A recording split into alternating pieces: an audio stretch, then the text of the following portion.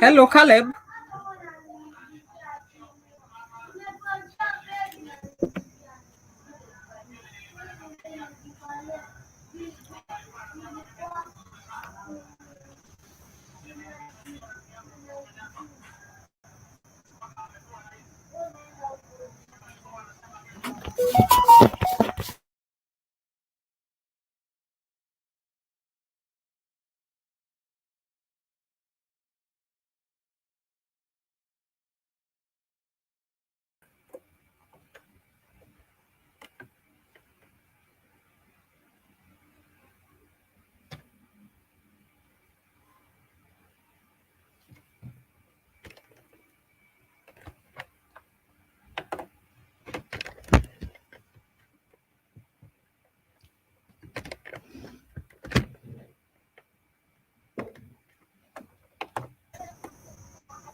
Hi, Caleb.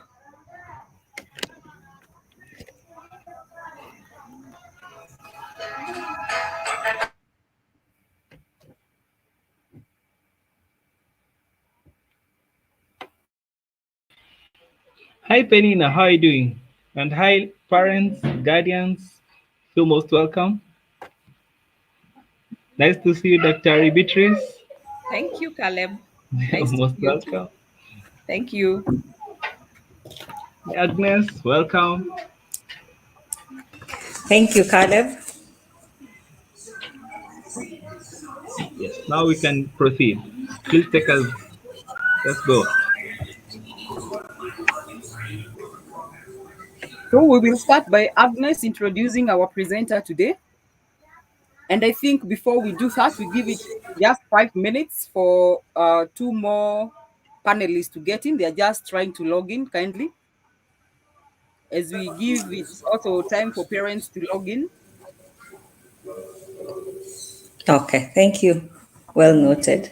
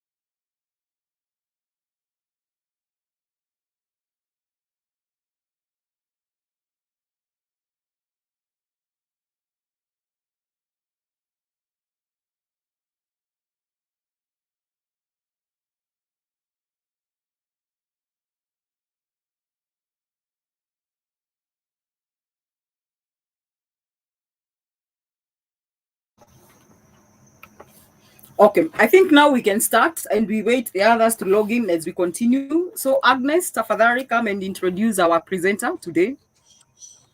Thank you so much, Faturi, and good evening, everyone, our parents. I'm glad to have joined you today. And as you all know, that Nairobi Primary, we've started a guidance and a counselling committee to address not only the academic and personal, social, career development of our children, overall wellness, but to check on the overall wellness of our children. So, for this program to be a success, we need to work in unison, all of us, meaning our teachers, our parents, and our mentors in the mental health field. As a committee, we had a needs assessment with our teachers to understand the challenges they face, and the feedback, I can say, was overwhelming. This week, on Thursday, we had a session with class 8, and the response only cemented the fact that as parents and teachers and professionals in the mental health field, we need to support our students. According to the State of the World's Children 2021, dubbed On My Mind, a report by UNICEF, we all must work to break the silence around mental health, challenge the stigma, raise mental health literacy, and ensure the voices of young people are heard, and especially those who have lived with the experience of mental health challenges.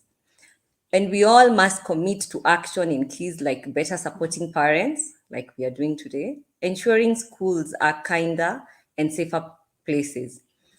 And through investments and workforce development, we address the mental health needs of families in areas like social protection and community care. That is on the report by UNICEF 2021. Our guest tonight has shown a lot of commitment, leadership, and investment to better support mental health in our society. So, this evening, it's with great pleasure for me to introduce our speaker tonight, Dr. Beatrice Kathungu, a lecturer at Kenyatta University, Department of Psychology.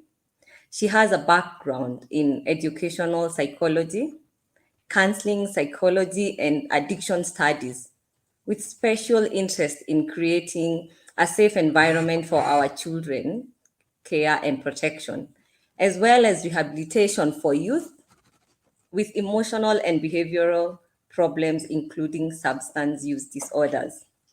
She continues to be instrumental in building capacity of service providers to address problems of drug use in our society through creation of academic programs, such as recently proposed graduate diploma in addiction treatment that was launched in our Kenyatta University. She's also supporting other universities in Africa on the same as the coordinator of the International Consortium of Universities for Drug Demand Reduction African chapter. She's a wife, a mother of 2 young adults, and values, among other things, spending time with family, engaging in community activities, including being a life member of the Kenya Red Cross Society, the Embu Branch. So this evening, ladies and gentlemen, join me in welcoming Dr. Elizabeth Kathungu. Karibu Daktari. Thank you, Agnes, and thank you for giving me one more Christian name, Agnes. Elizabeth, Elizabeth. It's a nice Oh, name. So I will my from now be apologies. called Beatrice Elizabeth or Elizabeth Beatrice Kathungu, and I like it. No problem. Thank you very Thank much. you. Thank you, Welcome. Agnes. It's a pleasure. I must confess I'm not good with names at all. So when you confuse my name, I do not blame you because I will soon be calling you something close to Agnes. So thank you very much, and thank you for giving me this chance to actually come and share some moment with parents of a great school. Your school is great. I actually didn't know the school I was going to talk to until when I was sent the link, because whoever invited me just made sure they didn't tell me. They just told me they are a class 1 parent representative. And because they are my students, and I value my students a lot, And when I teach them things and they personalize them and internalize them, that achieves my mission as a teacher. That is the reason I am here today. And I must confess that I have surmounted many challenges to be here because I was traveling. So I had to travel in the morning, and I was to do this meeting from upcountry. And then I got a message from Safaricom that they're going to be doing maintenance of home fiber in my countryside home. So I had to get back to Nairobi and be here on time to have this meeting here with you, because it is extremely valuable to me. My student here, Penina Waturi, knows that anytime you mention family, even if I was going to town, I will turn back to come and speak and listen and discuss, because while we spend our energy and investment doing everything else that we do every day, the bottom line is that the core of society is our family. So if those of us who did biology remember, there was a cell, and the cell had many layers. And there was one that was right at the core that we used to call the nucleus. So I keep thinking that, and I have seen that over the years, that we may move up the ladder in our careers, in our professions, in our businesses and enterprises, but the real thing, the real nucleus, is actually the family. And the irony is that we invest a lot of ourselves everywhere. Even if you look at your bookshelf, you will probably see you have lots of literature, but you might just discover you have very little on how to raise a family, what to do with children. You might just discover that. I discovered that myself a couple of years ago. And then I realized that unless we take time to invest in families as projects, the same way we invest in our projects, and even set project, plans and monitoring and evaluation and reviewing, then we might not succeed in what it is that we are doing. Even those of us who work really hard in our places of work, we are often reminded that after a couple of years, you will be told one day that thank you very much for your services, but now umri wako sasa ni. And when your umri becomes that, you will discover you will suddenly find interest and comfort in family. And that is where we invest the least. And so my challenge to each of us, and that's probably why I take time to come here this evening, is just to say that as we invest everywhere else, let us remember to invest in family. And I appreciate what you're doing as a school to actually find it necessary to invest in families and invest in children and invest in the real things that are. This day I was actually up country to a school board meeting, and we were reviewing our strategic plan for one of the schools that does very well in this country. And we actually, one of the things that we viewed with a lot of happiness at what we have achieved in the last 5 years is the introduction of a concept of families amongst our students, where we created and we asked the teachers come up with, splitting the into what we call families, so that child feel a sense of belonging. The best part of what we had today was that the families began with the students and the teachers, and finally the parents of these children joined in. And these families even hold prize giving days for those little families of the students and the teachers and the parents. So I love the concept of family, and I'm happy that as a school you are investing in family. And because I could speak a lot about that, let me first quickly share my slides, and I will be opening this meeting to hearing more from each of you. And my intention is to spend as little time as possible on my presentation, because when Penina told me about 7 topics, and she forgot it was only a session of not more than 2 hours. She told me about parenting skills. She told me about bullying. She told me about red flags. She told me about impacts of substance use in family. She told me about discipline. She told me about boundaries. And all these things are important. And I could imagine they are the needs, they are the concerns that parents have. So what I have done is just tried to think through in a global way about all these issues, and probably just share some generic thoughts I have about what could be useful for us as parents, as teachers, when we work together in a school. I will be doing that, and then I will open the floor for questions, which shall be sent to the chat, and I will try to respond as much as I can to those questions. And hopefully, I will find time, if invited again, to come and a little more on each of these areas in future. So when I started thinking about what I should speak to you about, I started thinking about I was told that your parents of class 1 pupils and class 2 pupils joined in.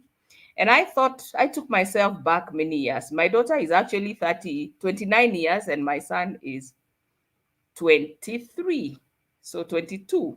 So I took myself back to my days as a parent of a class 1 pupil and a class 2 pupil. And I started thinking about what would be my concerns. And I'm aware that some of you are first time parents of these classes. Others have probably other children in other classes. But I wanted to reflect on what are some of the concerns that one would have as a parent if you had a child in this class. So that's basically what I started by reflecting about. And so my first slide is talking about concerns of a parent. And I think more than ever now, as parents, when we take children to class 1 and even class 2, one of the biggest things that's on our mind is safety for our children. Remember, they've come from our safety where there was comfort, everybody was caregiving. And now my little angel is going to a school where they're going to be exposed to all these children and all these things, including potential sicknesses, especially in the face of COVID, all these challenges. Sometimes we're even paranoid about uchafu, the school. And so all these things about safety run through our minds as parents. We also think about the comfort of my child. My child had a level of comfort in my house. So now I take him to school. What is it like? What's the furniture like? What are the seats like? What is the play field like? And I have all these thoughts in my mind as a parent. I also think about acceptance for my child. Will my child find acceptance? Will my child fit in with the rest? Will they meet the milestones that every child in that class, they delayed milestones? Some not talk well, some of them have learned how to walk, some of them not able to speak like the other children. So the whole idea of, will my child meet the standards, adjust to the new environment, the new expectations, and the new standards? And as I think about this, I reflect on the uniquenesses of our children. Some of them are playful. In fact, I'll tell you this. Some children, you reach the gate of the school the first day of school, and they leave the parent and run straight into the field and start playing. But we also have the other type. You reach the gate of the school, you want the child to step into the school gate, and they're hanging onto your dress. And as they hang onto your dress, they're anxious, they're crying, they don't want to leave you. So we have different types of children. So as we take our children to these classes, all these are concerns that we have. At the same time, we're taking them to a teacher who has concerns. What are the concerns of the teacher? Remember, a teacher has a class, the sizes of the class in Nairobi primary, but I always use the standard number of 40 children in a class. So if I have 40 children in the class, all with different needs, as a teacher, I have a concern about how will I meet all these children? What about covering the syllabus? And at this point, I reflect on the CBC. I have been lucky not to be a parent of CBC, but still unlucky because I think CBC has a very rich part of it, and I'll be mentioning that. So there's a question of, will I meet my targets? Will I have all the assessments probably that need to be done on me? How am I going to about classroom management? I'm supposed to ensure that my children, and here comes our different children, have learned to live only by themselves. So that for they share, others have never learned to share. Others have learned to go around picking, the things of other children. And when I reflect like this, I remember when my daughter was a class 1 pupil, the maths teacher told me one thing, that you see, when your daughter finishes her math, wake up and go around to talk together and asking them, can't you see this one you're writing here is wrong? Can't you see this is not correct? So she told me she had to make sure that immediately she finishes her assignment, she had another one and another one. So she keep her busy as part of behavior management. So that's the role of the teacher. That's the concern of the teacher. The teacher has to create a balance between the different children's needs. Sometimes when I think we are tough on teachers, I ask myself, imagine struggling with your one child at home. Imagine the teacher is struggling with your 40 children in one class from different So sometimes we need to put ourselves in the space of the teacher, and then we can be more empathetic and supportive. Now, the teacher also has to create a balance between work and life. So they are at school, they are at home. Back home, they are the mother or the father or whatever it is that they are. They also have challenges, new targets, new expectations. We know that with CBC, more than ever now, we have new challenges. We have a curriculum that we barely understand. Even our experts trying to learn how to swim from the deep end of the pool. So all these are concerns of the teacher. At the same time, we are faced by lots of challenges as a school system. There are clashing expectations of teachers, there are clashing expectations of parents. By the way, I should have told you that many years ago, I started as a high school teacher. And one of the challenges I found was clash between expectations of teachers and parents. So as a teacher, you want them to indulge in these activities, but a parent also has their expectations. Sometimes you have high standards for the some putting so much emphasis. Sometimes you write in the diary there that this child did A, B, C, D, and the parents actually asks, does the teacher think I have all this time to do all this? So there's a lot of clash. Sometimes either party fails to meet obligations. Sometimes it is not the parent, it is actually the teacher. I have been a parent in a school where the teacher of mathematics had given up on my child. And I had one time I asked my daughter, what is it about mathematics? And she said, the teacher doesn't like me. And I remember there was a parents' day, and I went and I had a conversation with the teacher. And the teacher said, your daughter, unless she changes her attitude, there's nothing I can do. So clearly, both had given up on each other. Teacher given up on child concluded the teacher doesn't like them. And I could see that we were headed for a grade E in mathematics. And I remember I had to intervene and go and have a conversation with the teacher and say, I'd like to start a remedial class for my daughter with you. And when I engaged the teacher, then the teacher started changing attitude. The students started changing attitude. Eventually, we ended up, I think it was a grade B plus for mathematics. So we have to remember sometimes either party fails to meet their obligations and someone has to step in. There has to be someone to step in.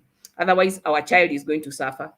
The issue of parenting skills, very important, and I'm going to be saying a little about them. The issue of discipline, again, I'm going to be saying something about it. Issue of constrained resources and the demands of the CBC.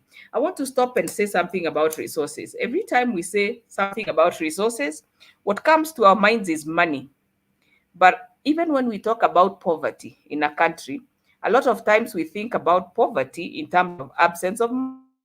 But I have come to learn over the years, the biggest resource that we have constrained is what I call poverty of mind. Poverty of mind is the inability to think out of the box. I have looked and examined many parents that I work with in terms of rehabilitation. Actually seen the biggest success in life has little to do with money, but more change of attitude, having a mindset of what I call self-efficacy, and I'm going to be talking about that, where people believe that they can actually make a change. So even if I don't have a lot of money and my children and I have a basic meal, it may not be having a lot of luxury, it may just be the basics. When we know that we can be assured of that, that becomes our strength. We don't have to have abundance. And so when we talk about constrained resources, it has little to do with money. In fact, 2 days ago, my university is doing an outreach in a school that's near our university. And we went to that school because we realized that it's a high school with 700 students. And the mean grade of that school has been a D minus over the 3 years that they've done the exam. And the grade is actually lower and lower. So we said, before it gets to an E, we want to make an intervention. When we went to the school, we found they've got labs, they've got classrooms, they've got teachers, everything you can think about. But what I saw was poverty of mind, poverty of attitude. And so one of the things we are working on is how are we going to change the way of thinking of this school? How are we going to change their perspective from thinking of themselves as victims of a poor environment at home to thinking of themselves as people that have to make a difference in their future. Constrained resources. I want you to open your minds to think about whether this is a factor in your school and what is it that you need to do in terms of shift of your thinking. Issues of peer, we cannot run away from this. When our kids go to school, they are not they are now at the mercy of not only us, but also the peers, the teachers, and the school. Different values, very, very important. What is it that we inculcate in our children, to us as a family? Is spirituality a value? Is honesty a value? We have to think about this, because sometimes some of the challenges we face in the school is because of changes in the values. What about the external environment? More than ever now, we have risks. I was telling a group of people that a couple of years ago, when anybody saw a child in school uniform and it was 6 o'clock, you wanted to speak to them and find out, are you okay? Can we take you home? Do we need to call your parents or a relative? But today, the safety of our children is threatened. People see children and see targets for drug abuse. People see children and see targets for drug trafficking. About 10 years ago, we did a study on drugs in the country among children with disability. And we found something very interesting, that children with disability are sometimes used to traffic drugs, because if a child has a wheelchair and someone puts the drugs under their chair, nobody will stop you, because they'll think that child needs help. So others, they have what we call a white cane, those that are blind. Now, inside that white cane, someone opens the white cane and inside there stuff drugs, and that child walks around with a white cane. Nobody can suspect they are trafficking drugs. So more than ever now, we have to be worried about the safety of our children, and not just the physical safety, the issues of protection and security, but also emotional safety of our children. Sometimes some of our children are actually vulnerable to bullying, cyberbullying. And because we know technology has been a benefit to us, it has the downside. It's actually used as a target for emotional bullying for our children. So more than ever now, our children's external environment is risky, and therefore we need to do much more than we did in the yesteryears. Now, what is our core business as parents? I think most important, and I think I want to emphasize this repeatedly, we must endeavor to create a safe family environment for the children. Today, again, in the meeting we were in, and have also seen this in my university, every time we have had a disturbance in our university, and we did an investigation to look at the masterminds of that disturbance, there was one factor that was repeating itself. The masterminds of any disturbance, about 90% of them are coming from dysfunctional families. They will tell you that they don't know who their parent is. They will tell you they don't know the last time they saw their parent. Others will tell you abroad to look for money, and all they do is send the money to them here and they stay with a relative. So the whole idea of dysfunctional families has a potential to have a long-lasting impact on our children. Right now in Nairobi, so we must endeavor to create a safe environment. We must be purposeful and strategic. See, a lot of us work in environments where we are talking about strategic planning. We talk about 5-year strategic plans. We talk about 10-year strategic plans. We talk about reviewing our strategic plans. That means that whatever we do, in the activities we do, we endeavor to be purposeful and strategic. Strategic is about ensuring that we want to achieve what we are achieving in an effective way, but also efficient way, using minimal wastage of resources. So the question is, how much do we take time to be purposeful and strategic in what we do with our families or in our families? How much are we endeavoring to create a sense of identity? And I want to stop here and say this. Identity does not have to do with belonging to rich family or poor family or the kind of socioeconomic status. It's about a sense of with family.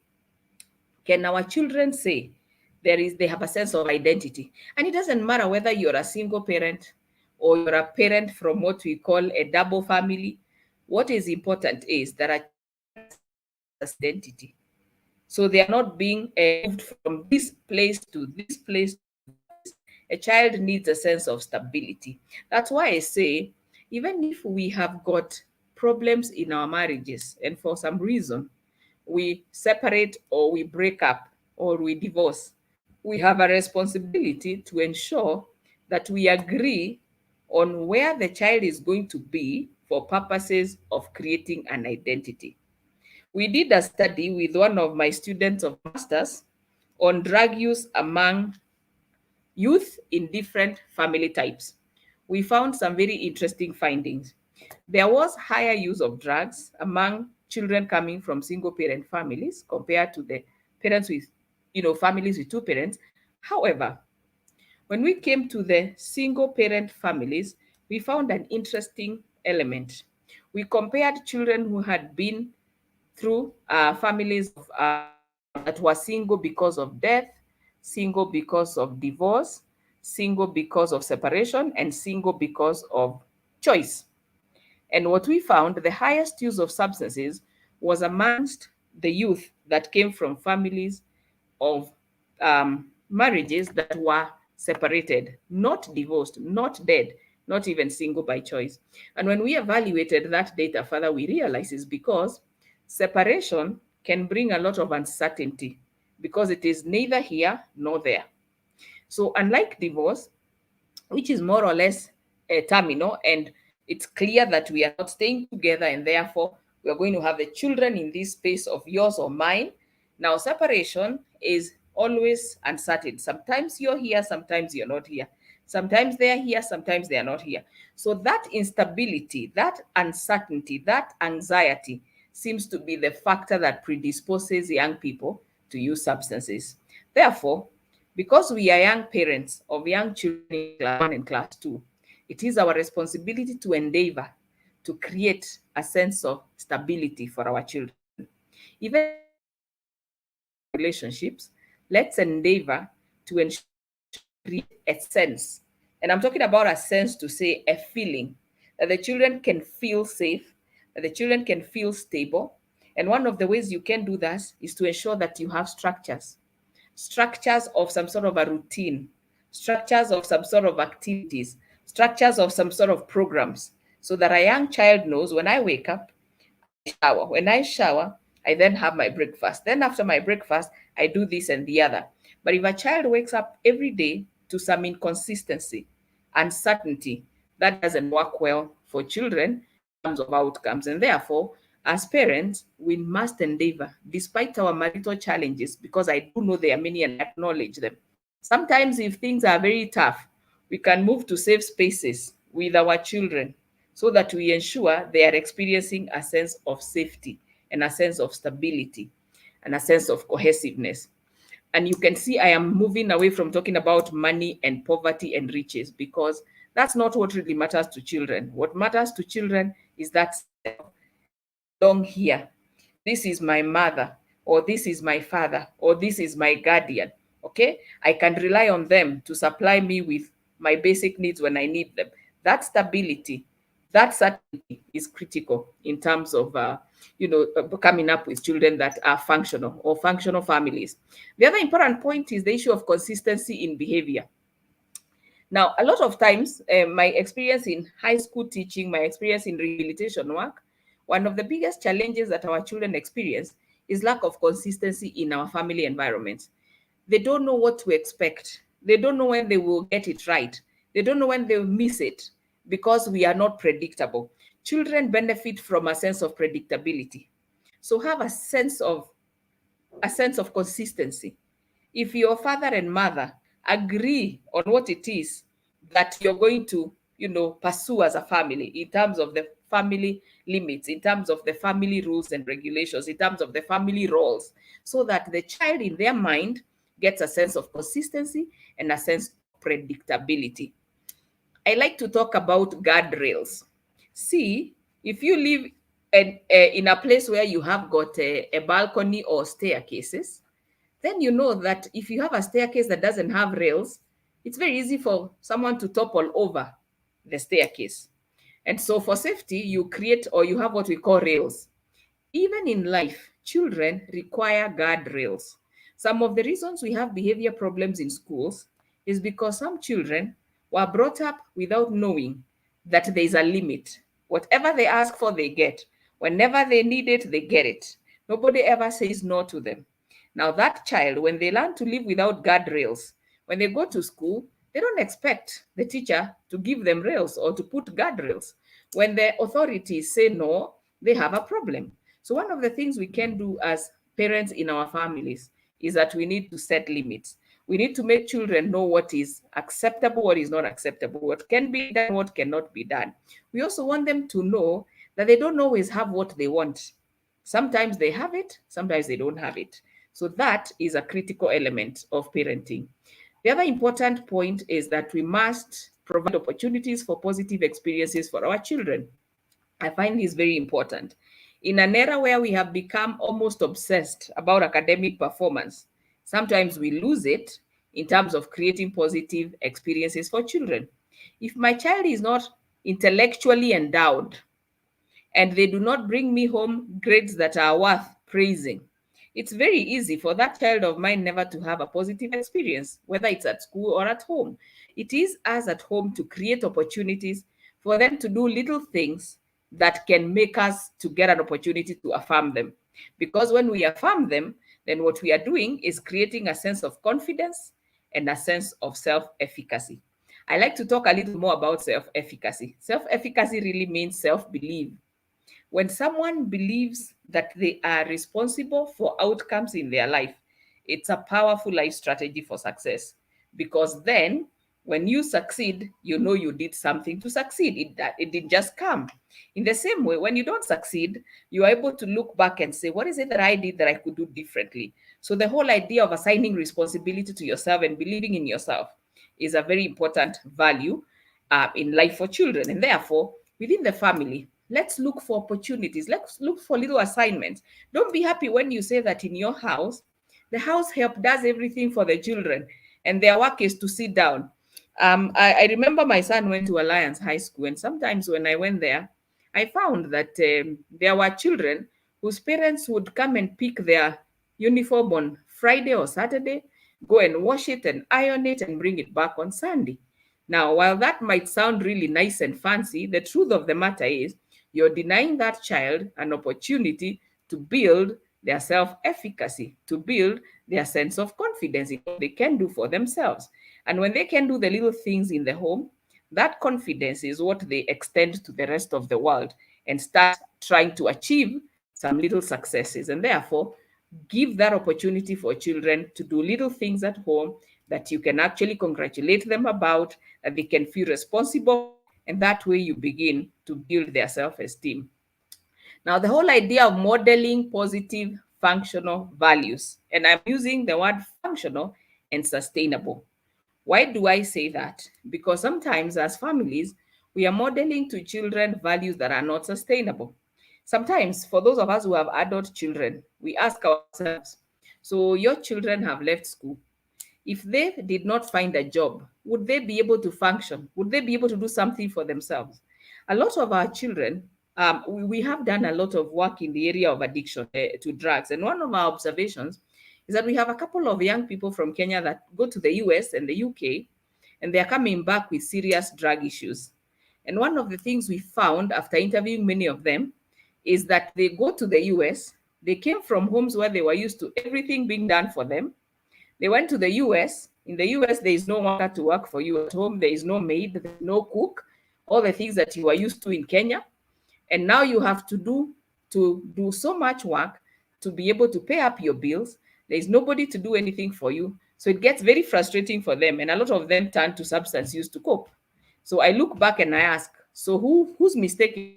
Maybe we failed to model the right sustainable values. And therefore, as parents, when our children do little things at home, when sometimes your house help take an office, you tell them, let's now be the ones to do the housework.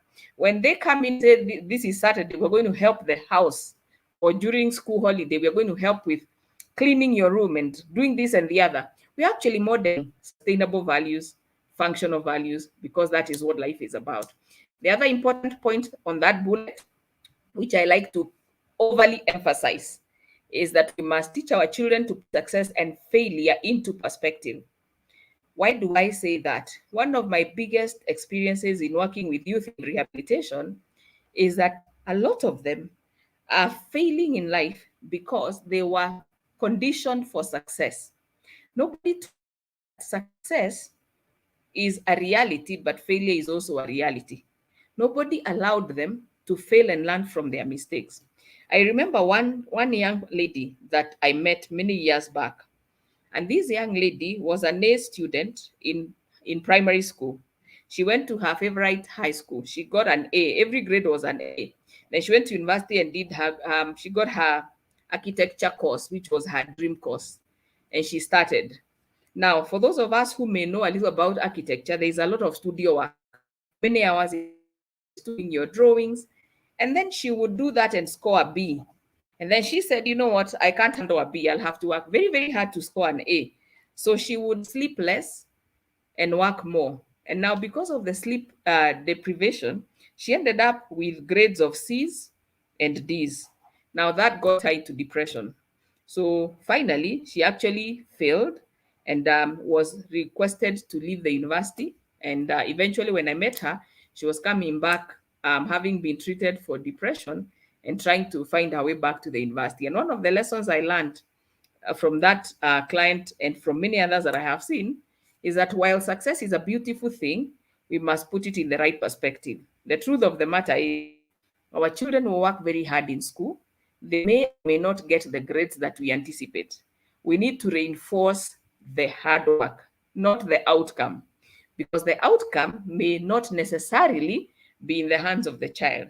So just because my daughter works really hard but ends up with a grade C, but because they are not as intellectually gifted as my son, who works very little but ends up with a grade A, does not mean that my daughter is any less than my son. We need to put success and failure into perspective. In fact, today, I keep saying that parents must allow their children to experience some failure and learn from that failure. I mean, we've all seen how many suicide rates we have in Kenya today, and a lot of them from amongst young people. And it has been found that one of the biggest reasons for these suicides is perception of failure. And so, what is it that we must do as parents? We must be able to put success and failure into the right perspective. We must be able to celebrate our children's efforts rather than outcomes. So, if those efforts lead to good outcomes, so be it. But even if they didn't and the efforts were positive, let us reinforce, let us affirm those ones. And when failure comes, we also help the failure isn't final. Now, we must embrace each child with their uniqueness. Some of you, and I know Agnes said here earlier to me that she's a mother of two. I would like each of you to evaluate your children and ask yourselves, how similar are they? How different are they? Sometimes they are as different as the North and South Pole. You may have one who's an extrovert, outgoing. You might have another one who's a complete introvert. You may have one that's dynamic and hardworking and driven. You may have another one that you have to push to even produce the least. These are uniquenesses of our children. And we must remind ourselves that we are a product of nature and nurture. Our genes, our biological makeup, we also have got our environment. So let's appreciate the uniqueness of each child. Let us respect unity in diversity. We must remember, when we come to a class as teachers, all these children bring in their uniquenesses. And sometimes as a teacher, and I'm telling you now from my experience as a teacher, you can actually feel very irritated about child X and think, why can't they be like child Y? Let's remember they are unique. Let's remember that they have a right to be who they are. And we must model respect for unity in diversity. We also, as teachers, must create a positive learning environment within the school. Like I said earlier, not every child is endowed intellectually. Some are endowed in other areas. And so ask ourselves as a school, have we provided an opportunity to have a learning experience that is positive for all children, even those that are not necessarily strong intellectually? One of the things we were talking about in the school I was in today is that in our strategic plan, we talked about talent identification and development. And we said we want every single child when they come to Form 1, the school to have a way and a mechanism and a policy to help them identify their talent, whether that talent is dancing, in music, in swimming, in writing, in saying poems, or whatever it is, or even community work, every child. And when we do that, then we are giving them an opportunity to build their self-esteem. Self-esteem is around the things that we do good at, the things we get affirmed about. So when we create a positive learning environment, every child gets a chance to feel affirmed within the learning institution. We need to acknowledge contributions of each child. In my years of teaching, whether it is at high school, whether it's at university, and before I went to Kenyatta University, I actually taught in the United States International University. I found that the most troublesome students are students that were looking for attention and affirmation. And when I was in high school, one of the things I would do with those children is to make them come and wipe the board. So when they come to wipe the board, they have a chance to be by others. So if they were feeling mischievous at the back, they no longer have to be mischievous. I remember when I taught in USIU, there were those who would even volunteer to come and carry my bag from the car or to the car. And I would give them the opportunity to do so. And as they carry my bag to the car, we have this conversation about themselves and how they are finding the lesson. So they get the attention that they are looking for. So there are little things that we can do that can help us acknowledge the contributions of each child. Sometimes some children may not be gifted in the mathematics and the English, but they might be very, kind to other children. Recognize and acknowledge that little action of kindness. In fact, the other thing that we were talking about in that school I was telling you about, and you might want to think about this in your school, is we created also part of encouraging the children to have a spirit of doing the right thing. We created a gift or an award system for people or children who manifest contributions of different kinds, all round contributions. So they're not only good in academics, but in terms of, for example, helpful behaviors, they are very helpful. They get a score on that one. In terms of supporting children who are struggling with certain things, they are good in that one. In terms of reporting on a problem at school, they are good in that one. And so we have a reward system that is all round, that acknowledges the contributions of every child. And therefore, we are not only focusing on the academics, but we are focusing on the all-round aspects of children. And sometimes I like to ask you and myself this question. Those of us who are in employment or in business or whatever it is we are doing, does anybody really know what you scored in your school? Does anybody even know whether you are an A student or an F student? And those days there were Fs. Nobody knows. When we come to the field of life, our success may not necessarily depend on those A's and B's and C's and D's and E's. It really does depend on the attitudes we carried from school. It depends on the levels of confidence we developed while in school. It depends on the affirmations that we received while we were at school. And this is what we want to do for every child. And sometimes I have seen we destroy this in the name of pursuing grades and mean scores. And so I always say we must balance our learning environment so that we are able to acknowledge that every child has a right to be in that space, that every child is making a contribution. We do that and those efforts, acknowledge the diverse talents, then we are building in every child an opportunity for a positive experience. So let us ask ourselves as Nairobi Primary, we have a system that recognizes diverse talents and positive values. Are we rewarding them as we reward the academic performance? How can we or an environment where every child has an opportunity to feel appreciated and to feel rewarded and affirmed? Now, both parents and teachers, you have a very special task here. You must recognize the needs that are special in the children. Now, we have what we call the normal distribution. This normal distribution curve has got the bulk of people in the middle, but we also have what we call the outliers on either side. We have got the ones that are underachieving. We have the ones that are overachieving. So we need to ask ourselves, who are these special needs children? If they are the ones who are underachieving, have we recognized them? Might they be my child? Might they be your child? Who are overachieving? Let me tell you something that we have found. A big number of the people that we have in rehabilitation programs, whether it is for behavioral problems or for drug-related issues, they are actually those children who are in the outlier space. So the ones are extremely bright, end up having difficulty being understood by the school system, end up being suspended, end up into drugs, and they end up being in rehabilitation. Or if not in rehabilitation, they end up being in all the other places they can be in society. On this other end, we have the ones that do not have the endowment in terms of the academic expertise that others have. Now, those children become very vulnerable to being neglected by the school system, vulnerable to being neglected because they are not doing as well as the other children. So even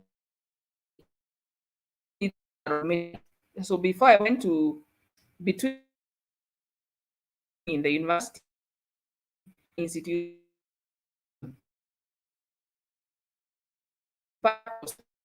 needs.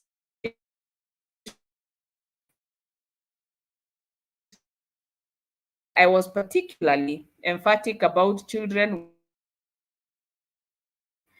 and while society requires disability that you can see, society hardly recognizes children who have non-visible disabilities or hidden disabilities. For example, if a child if a child health challenge, they're hardly recognized as a special need child. They may end up being abandoned as that child who doesn't care about school, that child who does not do homework, requires help. So we need to recognize, we need as parents to recognize these needs in our and speak to the teachers, as to recognize these in the normal curve that are seemingly behind. On the other hand, doing that and becoming a problem, which is what I used to see in some of them. And let us have a conversation around that. We need to establish a reinforcement system vis-a-vis a punishment system. So when we think about discipline, we think about punishment. But rather than having punishment as the focus, I want us to think about what I call positive disciplining. Positive disciplining uses what we call a reinforcement system. So rather than wait for children to do the negative behavior to get punished, instead, we look out for the positive behaviors and we reward them. And the rewards need not be tangible, they need not be monetary. They can actually be social rewards. And I know schools are very creative. Some of them use stars, some of them use merits and demerits. So these are positive reinforcers that we can use to strengthen the behavior of our children, and that can push them towards positive discipline away from the negative discipline that we talk about, or indiscipline. So this is something that we can talk about in future sessions, but the essence is we need to create within our school a reinforcement system that recognizes positive behavior, that rewards the positive behavior, that affirms the positive behavior. I always say this: behavior is like the two sides of a coin. On the one side of the coin, we have got the negative behavior, but on the other side, we have the opposite of that behavior, which is positive. So if a child is coming to class, the opposite of that is coming punctually to class. So we can focus on the positive behavior, reinforce it, and that can minimize the occurrences of negative behavior. The other important thing is building a strong value system. Now, this begins from home and goes even into school. What do you believe in as a family? If I asked you to shut your eyes for a while and give me two values that your family is known for, will you be able to pick them? Would your children be able to pick them? How do you live them? How do you demonstrate them in the things you do? Now, children learn a lot from what we say to them. They learn a lot from what they see us do. They learn a lot from what they see us do. And therefore, part of our value system should be exhibited in the things we say, the things we do to them, and the things we do to one another, around us, even outside our family. One of the biggest weakness in our country is we do not value helping people in the society. Now, I have had a chance, like I said, to work in an American university. And one of the things that American systems beat us for is that they are very strong on community outreach. They are very strong on supporting the community, which is why when they want to give you a scholarship, one of the things that they tell you is, what is it that you have done for the community? And I learned that from as early as nursery school, they teach their children to do some community work, some volunteer work. In 2004, As part of my Red Cross work, I was the chair of the branch in my district then. And I got a chance to go to Sweden, and I was supposed to go to try and help in fundraising to support one of our projects in the branch, which was a home for children with physical disability, and it had a lot of problems. So when I took over as chair, there were lots of debts and many, many problems. We went to Sweden to try and see if we could get support. One of the things that we found very interesting was in Sweden, in every school we went, because we went from the village all the way to Stockholm, which is the capital. And in the schools, we would find little children doing very little things, and I think that's what CBC is trying to help us. They would be making toy cars. We would go to the girls' class. They would be making little machines. When we went to the high school, we found we're doing work in the what are they called? Not industry, but machine work in those kinds of environments like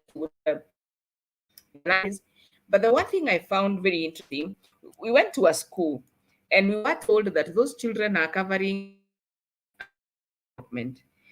Would like to see what a developing country looks like. And they wanted to go to Nepal in Asia. Then I think we told them, no, you come to Africa. We have developing countries in Africa. Kenya is one. So we organized for them to have an exchange with a school in Embu then. And what is that those who started having an exchange with a school in Embu would actually do community work in their home country so that they could and save it up to be able to come for the exchange in Kenya. Our children in Kenya were waiting to be sponsored to go to Sweden. But for 7 years, this class would wash cars of teachers in their school. They'd go and wash cars in another estate to raise money to actually travel to Africa. And I thought to myself, why can't we as a country instill a value for that kind of work? In fact, when we came back to Kenya, we decided we don't want to be given funding by Sweden. We decided we were going to talk to our local community.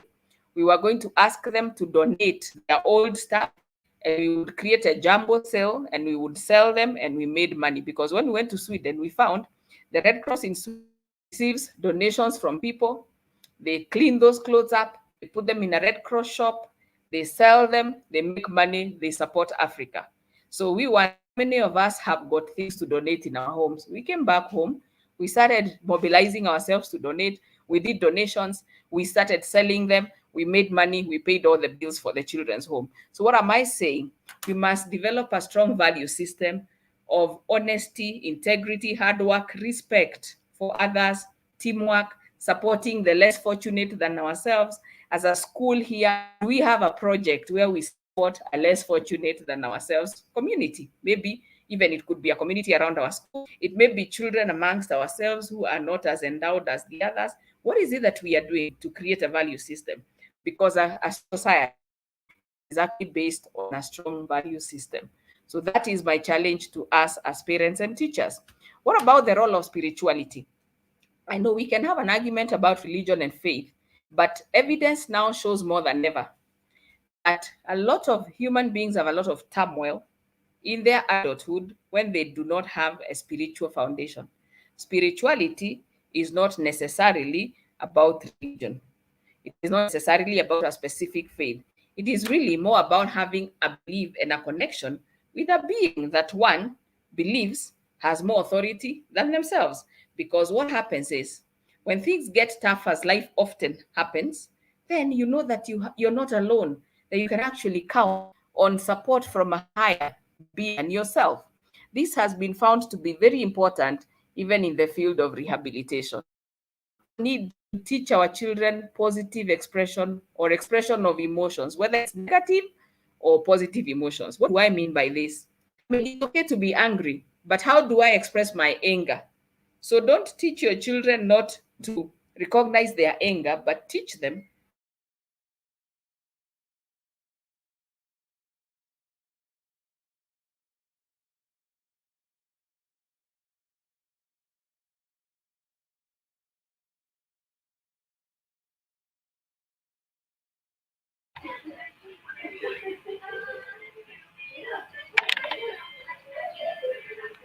Thank you, Madam Beatrice, Dr. Beatrice. It seems like we're having a connection challenge. I'll ask Dr. Penina to talk to you. In the meantime, we'll just acknowledge the team and the parents, all the people who have subscribed. We wish to acknowledge your attendance. Thank you so much for joining in. I'll go through some of the comments that are in the chat section, and please note that you can always just write to us, write to the Dr. Beatrice, so that she can take note of all your comments. For now, I'll just read through some of the members who are in. Thank you, Josephine, Tito, M. Mweni, Naomi Katiba. Thank you so much for joining in. Carol Saisi, thank you so much for joining. Nancy Murebu, I see you. Caroline Silla, thank you. Eunice Gadoni, Judy Limo, Caroline Sang, Jocelyn Kiiru, Karibu sana, and thank you so much for joining. Caroline Muiruri, thank you. Aidisha Kombai, Nancy Amwaga, Janet Otenge, thank you so much. Faith Riungu, thank you. We acknowledge your presence and we thank you for joining in. Jane, Jacqueline, Sarah, Charity, Betty, Jessica, Michelle, Betty. Wow, this is amazing. Thank you guys for joining in. Thank you so much. Mudoni, Alex Onguso, she leads Kenya. Thank you so much. Typical Gamer Trevor. Thank you for joining. Annie Mutio, we are really grateful that you've all joined in.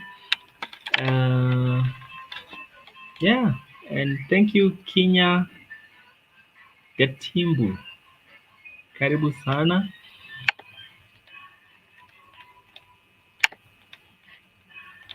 Okay, thank you so much, Paris. Great talk. That is Paris Odhiambo. Kenya, thank you. Susan Kerubo, Karibu sana. And thank you for taking time to be here. Faith, McKenna, Jennifer, Monica, Stanley, Joy, Damiana, Caroline, Anna Chola, AJ Murugi, karibuni sana. Husna Osman, Angels of Hope Kibera, karibuni. Thank you so much for joining. Like Rubo Mudoni Nganga, thank you for taking the questions. We really appreciate. And as soon as Daktari is back, we'll take some of these questions. Madam Mudoni will take us through those ones. John Mwangi, Mr. Macharian, karibu. Caleb, Joy Kiprono, karibuni sana. Karibu. Thank you, Erin, for your question. We'll address it just now.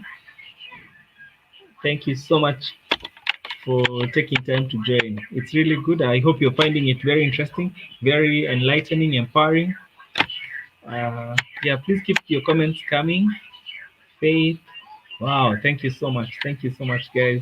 Thanks, Paul, Binlin, Japheth, Ogamba, Tiki, Nicodemus, Margaret, Doris. Thank you so much for joining in. Thank you, Jante Hicks, Josh, Nancy, Benson. Thank you so much. Thank you so much for joining. All right, I think I'll ask Madam Agnes to share a comment. Oh, there you go. Karibu sana, Agnes. Thank you, Caleb, and I appreciate everyone for joining us and making this one a live interaction. Thank you all. And as we wait for Daktari, maybe we can recap on some of the things we've talked about. And also to remind you, if you have any question on the topics we are dealing with, parenting, bullying, how to engage your children, feel free to put any question in the chat, then we can read them as soon as Daktari connects back. And you've seen I've already renamed her to Elizabeth from Beatrice, or rather I've added her new name. Oh, there, she's joined us. Thank you. Sorry. Welcome back. I didn't know I was talking to myself. Thank you. It happens. My Technology. Wi-Fi went off and I know, so I was left talking to myself.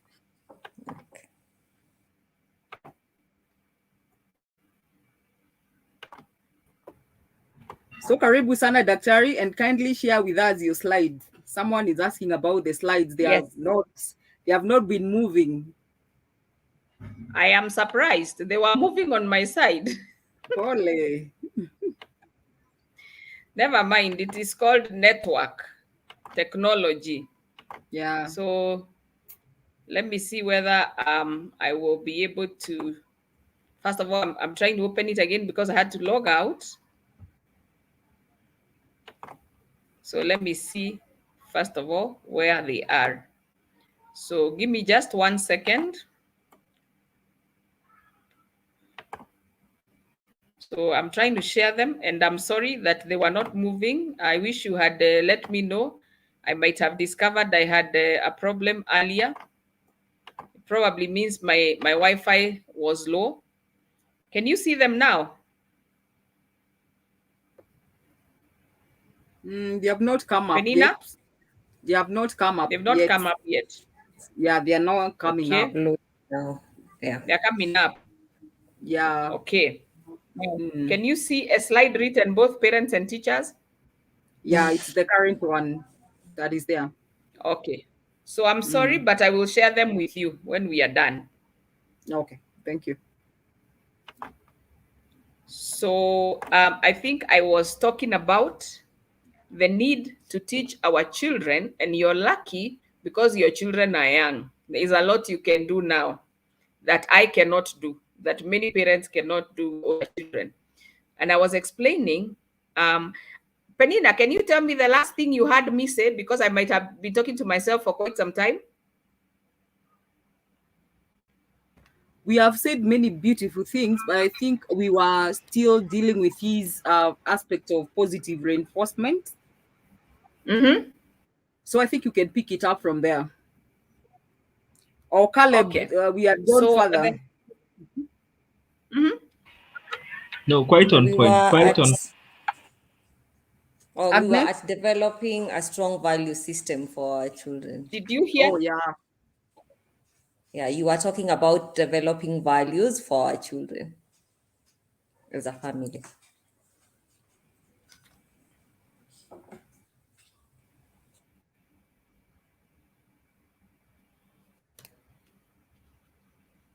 Nina? Yeah, Agnes is telling us we were at developing strong values for our families. Okay. Thank you very much for that. And I apologize for the challenges. And I hope my network will behave. I'm actually now using my phone hotspot because my Wi-Fi seemingly has gone off. So we were talking about the importance of values. You may not know the value of a value system until your children are old. It is when your children are old that they try and live the values that you have inculcated as a family and as a school. And so when we work together as a family and as a school, or as families and parents and school, we can actually establish in our children a strong sense of values that are sustainable for society. And I was giving you the example that I learned from two developing countries, the US and Sweden, of the value that they attach in building strong interest in community volunteering in their children and their students. And one of the things that community volunteer work does for children is that it helps them know how to care for others. And when you know how to care for others, you're likely to care for yourself as well.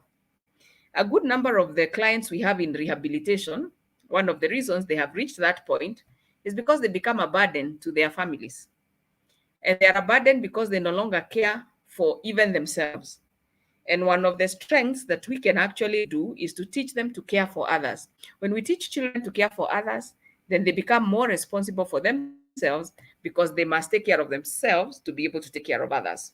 And right now in Kenya, we are having a challenge of a concept or a generation that is suffering from, we call it egocentrism. I, me, and myself. So everything centers around I, me, and myself. So if I don't feel like doing it, I won't do it. If it's not good for me, I don't need to do it. You know, adult children are receiving opportunities to work. In a few months, they have quit the jobs. Why? The money is too little. Why? They want to make lots of money in a very quick time and with very little effort. Where has that come from? We have built in that in our system. I, me, and myself. If I'm not happy, why should I bother? If I'm not getting a big deal, why am I struggling anyway? So we need, as a school and as parents and teachers, to come in with a system where we want to create values in our children: the value of honesty, the value of hard work, the value of integrity, the value of teamwork, the value of caring for society. Look at our country. The government builds for us expensive roads. The next thing, you go to the roads, someone has vandalized them and sold off the metal as scrap metal. So you can see a country without, values in our members. What is it that we can do as a school? We can create a system where we inculcate those values. And one of the biggest things we can actually do is through community work and community volunteer activities. So build in our school activities where children in every class can do a community outreach, can do a volunteer work. It can even be within the school. It can be in the neighboring. It can be in another place. Let it be part of our culture. It's one of the ways to build a strong value system. I talked about spirituality being very important, and I was saying that spirituality is not about religion. It's just about a belief in a higher being. It's about connection with our internal beings. It is a very powerful thing. The power of reflection, power of connections, internal, external, can be very important for the well-being of our children. So from a very early age, let's teach them about spirituality. If you have a religion, teach them about your religion. Let them participate in the religious activities of whatever faith it is that you ascribe to. Now, teach positive expression of emotions, even negative emotions. We forget one of the areas of interest that I pursue is the area of emotional intelligence. And one of the reasons I pursue this area is because I did it for my PhD work. And there's a lot of evidence to show that a big sample was taken of people in their late years of 50s, 60s, and a study was done to find out of these people, where are they in life? Whom would you classify as successful or not successful, or different levels of success? And then it went back to look at what were some of their, intelligences. How many of them had what we would call the typical IQ, which we value so much in academics? And it was found, and that is where the whole idea of what we call multiple intelligences comes in, that we have other intelligences besides IQ, or what we call emotional quotient, and some of them include emotional intelligence. And even today, we are having something we are calling adversity quotient, the ability to be resilient. Look at how many people are killing themselves in the face of COVID. Look at how many homicides we are having in the midst of COVID. Look at how much mental health breakdown we are having in the midst of COVID. So that capacity to bounce back in the midst of hardship is another type of intelligence, which is now called adversity quotient. And so we are saying we need to teach our children how to express both positive and negative emotions. When they are angry, how do they express it? You acknowledge you're angry, but you don't have to fight people. You don't have to be aggressive at people. You can actually talk about it. We encourage them to express positive emotions in a regulated manner, so that just because you're happy doesn't mean you cause commotion, the way we see happening in our fields when teams win football or other matches. So we must teach our children positive expression, or healthy ways of expressing both positive and negative emotions. When you're disappointed, what do you do about it? Do you start thinking I should kill myself? Do you start thinking I should not talk to anybody? And one of the ways that we teach to express emotion is to really be able to label the emotion that you're feeling, label it. And so we teach recognition of emotions, and then we teach them to talk about it to someone. So today I feel really sad because this and this happened to me, or this and this happened to my friend. So we need to learn to teach our children how to do that. And I was saying before, I really learned that I was not speaking to you, but to myself, that I have discovered in my workplace, some of the best workers are the ones that have the ability to recognize when they have done something that is not right, and then and be able to accept their mistake and ask for forgiveness. The most problematic workers are the ones who are constantly defensive. So you tell them that they didn't do this right and they are defending themselves and they are constantly arguing how nobody likes them. One of the things we can teach our children now that they are young is that it is okay to be wrong sometimes. And when you're wrong or when you fail, you can ask for forgiveness. And we also teach them to be gentle on themselves. When you ask for forgiveness and you are forgiven, then you also forgive yourself. And you also need to forgive others. So when we teach them that, then they are in control, because in life people will make mistakes a lot of times. There are children that make mistakes and they want to kill themselves for that mistake. They never forgive themselves, and part of it has to do with our socialization. We have taught them that you must be perfect, you must get it right all the time. The truth of the matter is there's nothing like perfectionism. In fact, a lot of the clients I see with pathology, or what we call issues, a good number of them suffer from perfectionism disorder.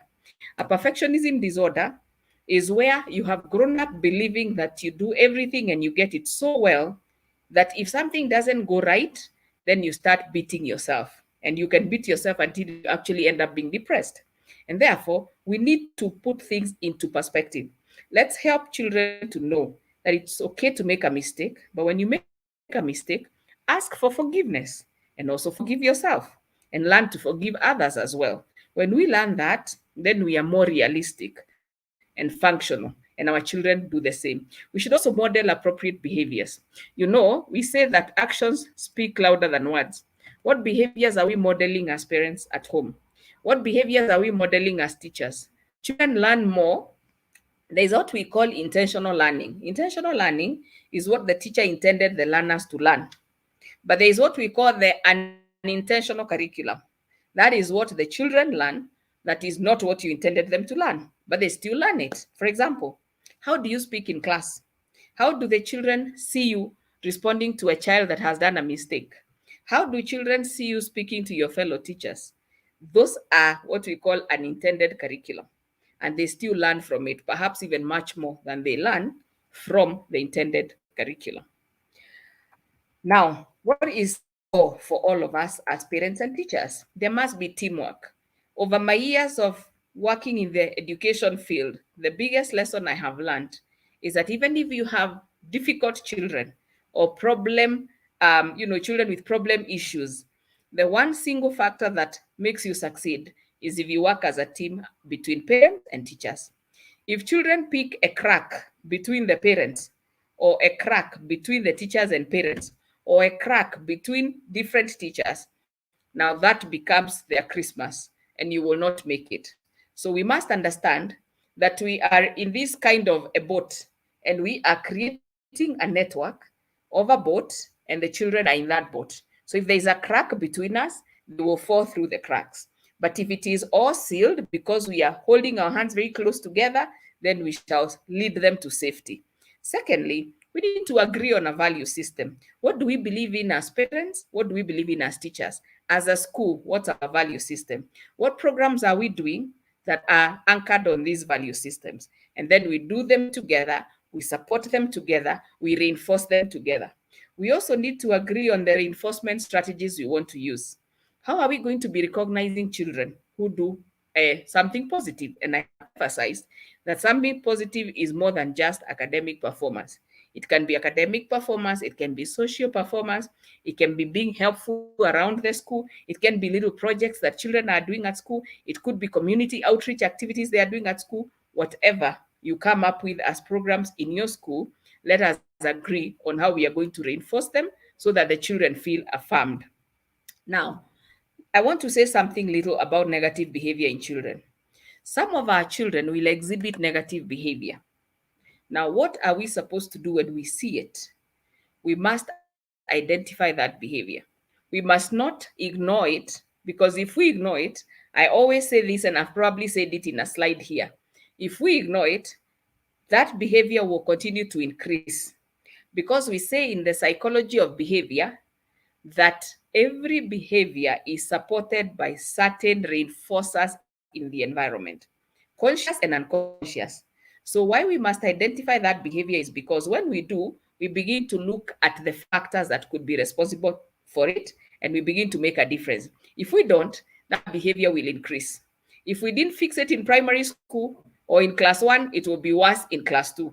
If we didn't fix it in class 2, it will be worse in class 3. If we didn't fix it in primary, it will be worse in high school. If we don't fix it in high school, it will be worse and tragic in the university. And so we must identify that negative behavior promptly. We must specify it for the child to understand. Now, what does that mean? Let the child understand the specific behavior that it is that you're finding negative. If a child is a child that engages in bullying other children, pick that child and let them know that that behavior of picking other children's pens is not in order. Let them know that that is not good behavior. Agree on some consequences of that behavior. And when the behavior is exhibited, implement the consequences in a manner that is consistent between the parents as well as the teachers. If a parent is called to school because your child is manifesting a behavior that is a problem, the worst thing you can do as a parent is to defend your child. In fact, even if you don't believe that your child has done that, you're safer acting as if you believed for the sake of the teamwork with the teacher. And then behind the scenes, you can tell the teacher, I really don't think my child did that. So that the child does not see the crack. Because the moment children see the cracks, they easily fall through those cracks. The other important thing, just because a child exhibits a negative behavior, that behavior is not synonymous with the child. So let us distinguish between the behavior and the child. Many times we lump them all together and label a child. So that's a criminal child. That is the destructive child. That's the bully. And we put all these labels on the children. Here is the danger in labeling children. They actually start to exhibit what we call self-fulfilled prophecy. So you call me a bully, I start enjoying the bully title, I actually start manifesting it, and I become a hero or heroine of the class. So we must distinguish between the behavior and the child. So let's not attack the character of the child. Let's isolate the behavior. Let's focus it. Let's detach every episode of negative behavior from the other one. And let us also not be emotive when we are disciplining.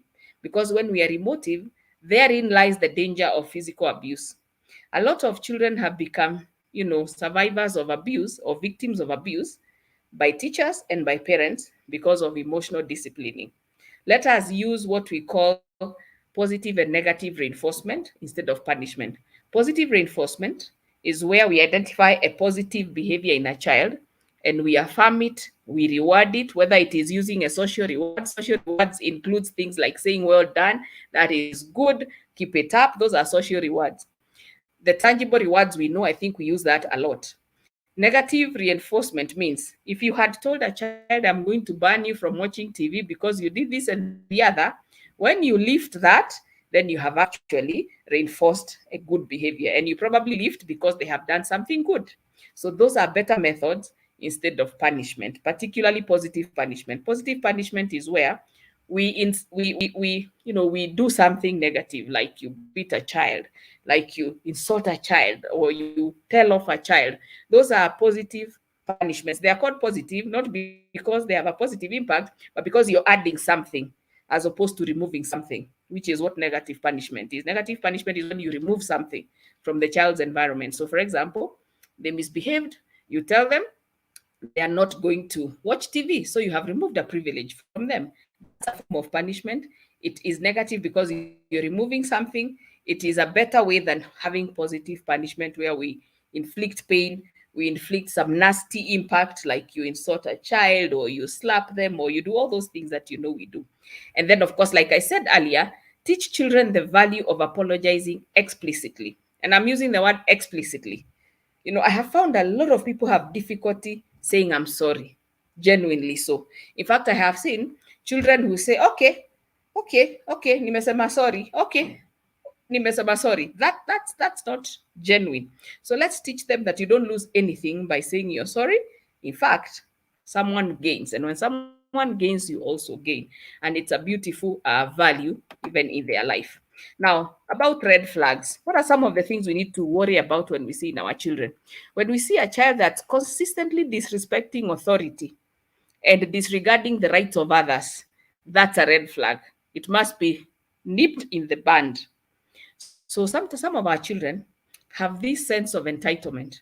They get irritated by other children. They will disrespect them. They will hurl insults at them. Sometimes it could have to do with where they're coming from in our own spaces. Maybe they have modeled that from us. But other times, it can also be a sign of emotional insecurity. Sometimes we see aggressive behavior by children towards other children and towards adults. Sometimes it is a survival tactic they have used in their environment. So if you come from an environment where you are bullied, it's quite easy to acquire an aggressive behavior as a way of managing. And you can easily now take it to school and exhibit the same on other children. Other times, the aggressive behavior is a sign of emotional anxiety or insecurity among children. We need to be worried about that. We should also be worried when our children are the extremely nice children. You know, some parents have said, "Oh, my child is very nice. They never even play with others. Even when others are playing, they are on their own doing their thing." That's a red flag. That child could be actually suffering from a condition, and there are many of them, and I'm not really saying that they necessarily have it, but it could be a manifestation of a condition that requires intervention. So don't be very happy when your child withdraws from other children, when your child isolates from other children. A child by nature is supposed to interact with other children. They may not necessarily be an extrovert and running around with every child, but they need to be encouraged, because through that interaction, they also learn a lot of social skills. There are children that have a condition called autistic spectrum disorder, and some of them exhibit this kind of withdrawal and isolation, and they require interventions that are deliberate to try and help them acquire social skills. So you need to be worried if you have a child that's extremely withdrawn and isolated, or if suddenly they develop withdrawal and isolation. Sometimes, if it happens suddenly, it may be a sign that something could be happening in their life. Sometimes children don't know how to speak when they are getting abused within the setting, whether it's the family or the school. And so sometimes you can look at some of these signs. So when you see a behavior change in a child, when you see a child retrogressing or regressing to a behavior they had already overcome. For example, a lot of children, when they go to school the first time, they were not wetting their beds, they could begin wetting their beds.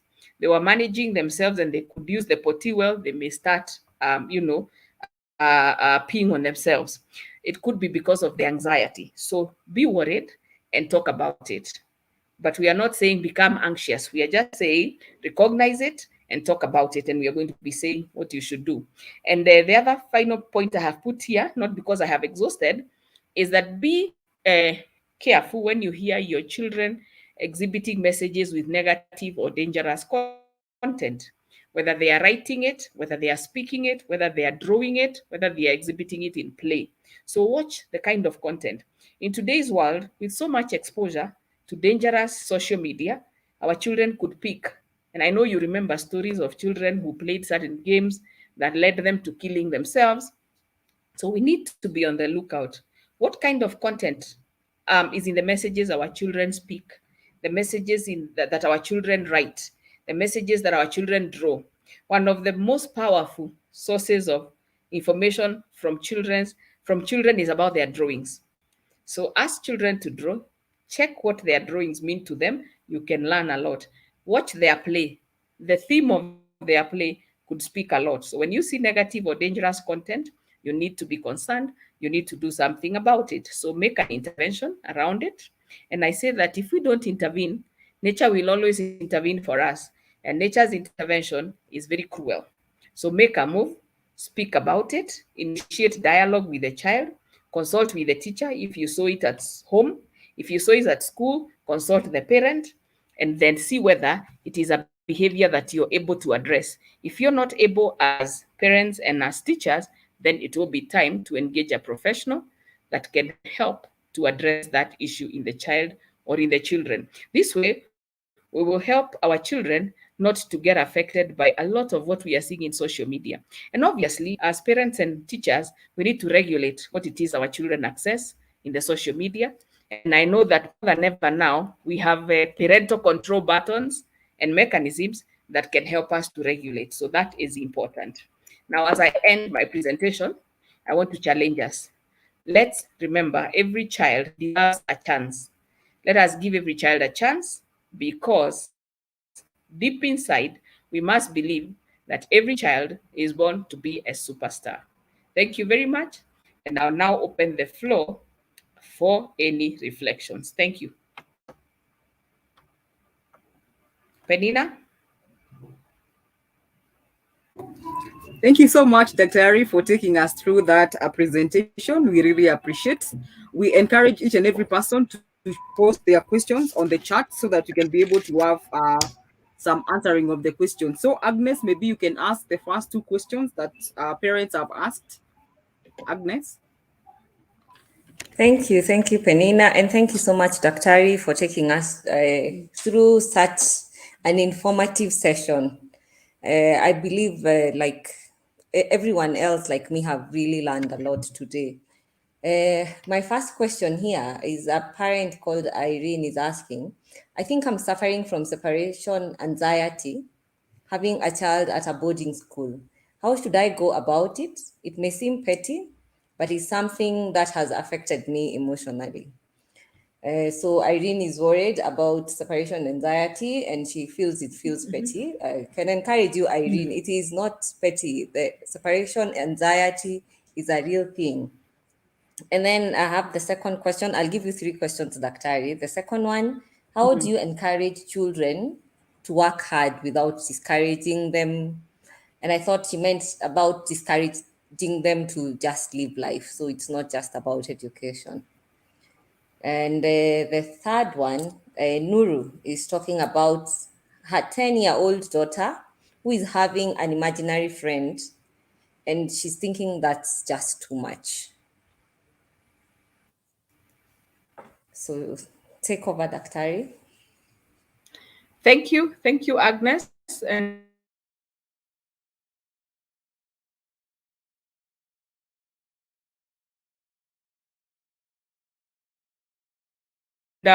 all it is big time, just like because I have found the images have gone. Can you hear me, Agnes? We lost you for a minute there. Can you hear me now? Yes, we can. All right, thank you. So Agnes, I mean Irene, it is not petty at all. It is legit, very legit. In fact, it is a sign of the kind of connection you had with that child or you have with that child. It's just like when people lose loved ones to death, for example, the amount of mourning is related to the level of emotional investment in that relationship. So when you release a child to a boarding school for the first time, there is a sense of loss that you experience. And that sense of loss is possibly commensurate with the level of emotional investment you had in that child or in that relationship with that child. And therefore, your concerns are valid and it is quite in order that you are feeling the way you're feeling. And the beautiful thing is, you have also expressed it. So that is the most important thing. So, point number one, acknowledge what you're feeling, just like you have done. Secondly, express it, which is what you have done. And I think that's really important. And you can express it in different ways. You can talk to someone like you have just done. You can talk to fellow parents. You can talk to friends. You can talk to family. So that, and people that can validate your feelings without making you feel like there's something wrong with that. Now, the third thing you can actually do is to journal. Now, journaling or doing a diary is a powerful way of expressing our emotions in a safe space when we do not have someone to talk to in our space. So you can actually do a sort of a journal about it to yourself, and you can even share with your daughter when she comes from school or when you visit her about the same. It's part of therapy. It helps you to actually manage that. And then obviously, when you go to visit, share with her what it meant for you, not being with her at that point and how you coped. And that can also help her because she may also be experiencing the same. So, Irene, your concerns are valid, your anxiety is valid. And of course, the other thing is you want to be sure that you've put her in a school which is reasonable. So you did reasonable assessment when you are making your choices to ensure that your concerns are more emotional than they are physical about maybe her safety. So that is probably one of the things you would want to do. Agnes, can you hear me? Yes, I can hear you. Okay, thank you very much. Now, the second question is, how do you encourage children to work hard? I think for me, it goes back to what I called values. Hard work is connected to achievement. Now, achievement is connected to values. So, what is it that you find valuable as a family? What do you find valuable as a parent? So that as you inculcate those values, you tie the hard work to those values. I know we are in a world where it's very easy for children to say, why do I need to work so hard if I can do A, B, C, D and still achieve? However, if we tie the hard work to something that we have defined as a value for us as a family, defined for us as a school, then the children will begin to see the reason to work hard. If, for example, as a school, we value sports and we value co-curricular activities and we value performance in subjects, it's likely that we tie the hard work to that. At the same time, I also want to say, like I said earlier, sometimes why children will give up working hard is because, and I have had this so much from children and young people, I no longer work hard because even when I do well, my parents don't realize, my teachers don't realize. They are just busy praising those students who got A's, which is why I said, let us remember to reward effort rather than outcome. I was in another meeting where we were discussing how to help improve performance in a school, and we agreed. While every school likes to reward the top performance, who got A, who is position one, we agreed we shall reward best improved. Whether it is best improved in a subject, best improved in the class, because when you do that, then you give everyone a chance to get rewarded because I have improved. Sometimes we even reward anybody who improved, irrespective of whether it was best or some improvement. Because what we want to do, we want to make children feel that when they work hard, their effort is recognized, not necessarily the end product, because the end product may be dependent on many, many other factors rather than just the work that they put in. So I think that's one way of doing that. Now, 10-year-old with an imaginary friend, not quite abnormal because children have a way of fantasizing. And sometimes it could be the qualities of that person that they fantasize. So you may want to help them look at what are those qualities they are fantasizing in that friend that's imaginary and help them begin to see real people that could have those qualities. You could also help them to see whether they themselves could begin to develop those qualities in themselves, which could then mean they might also attract friends who have similar qualities, so that then they do not have to live in this wishful sort of situation. But it's not abnormal for a child of that age to fantasize. Okay, thank you, Agnes. And Agnes, you're free to also share your thoughts on that as well. We agreed you are also my co-facilitator. Thank you. Thank you so much for that, Daktari. And when you are answering the question on encouraging our children to work hard, you talked of values. It reminded me of a young man I was talking to recently who didn't see the need to work hard to either become an engineer or a doctor. And the YouTubers and the bloggers are making more money. So for him, he's been conditioned in the emphasis of the end product, which is just money with no values. So thank you so much for that. And for Irene, who was also going through anxiety, I've come to learn anxiety is normal. We all go through anxiety, but when it starts making you not perform in your work, in your home relationships, affect your relationships, then it becomes a disorder, which is worse. But with the tips that Daktari has given you, you're good to go and you'll be well. We have the next question. And Susan is asking, what is the best approach when the teacher has a negative attitude towards your child? What is the best approach when the teacher has a negative attitude towards your child?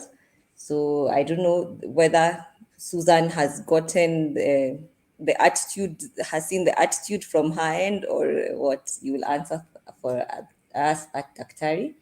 And then also Paul wants to know how, I guess he meant the best way to teach our children to express their emotions positively. And then finally, Sarah is asking, how do we handle strong-willed children?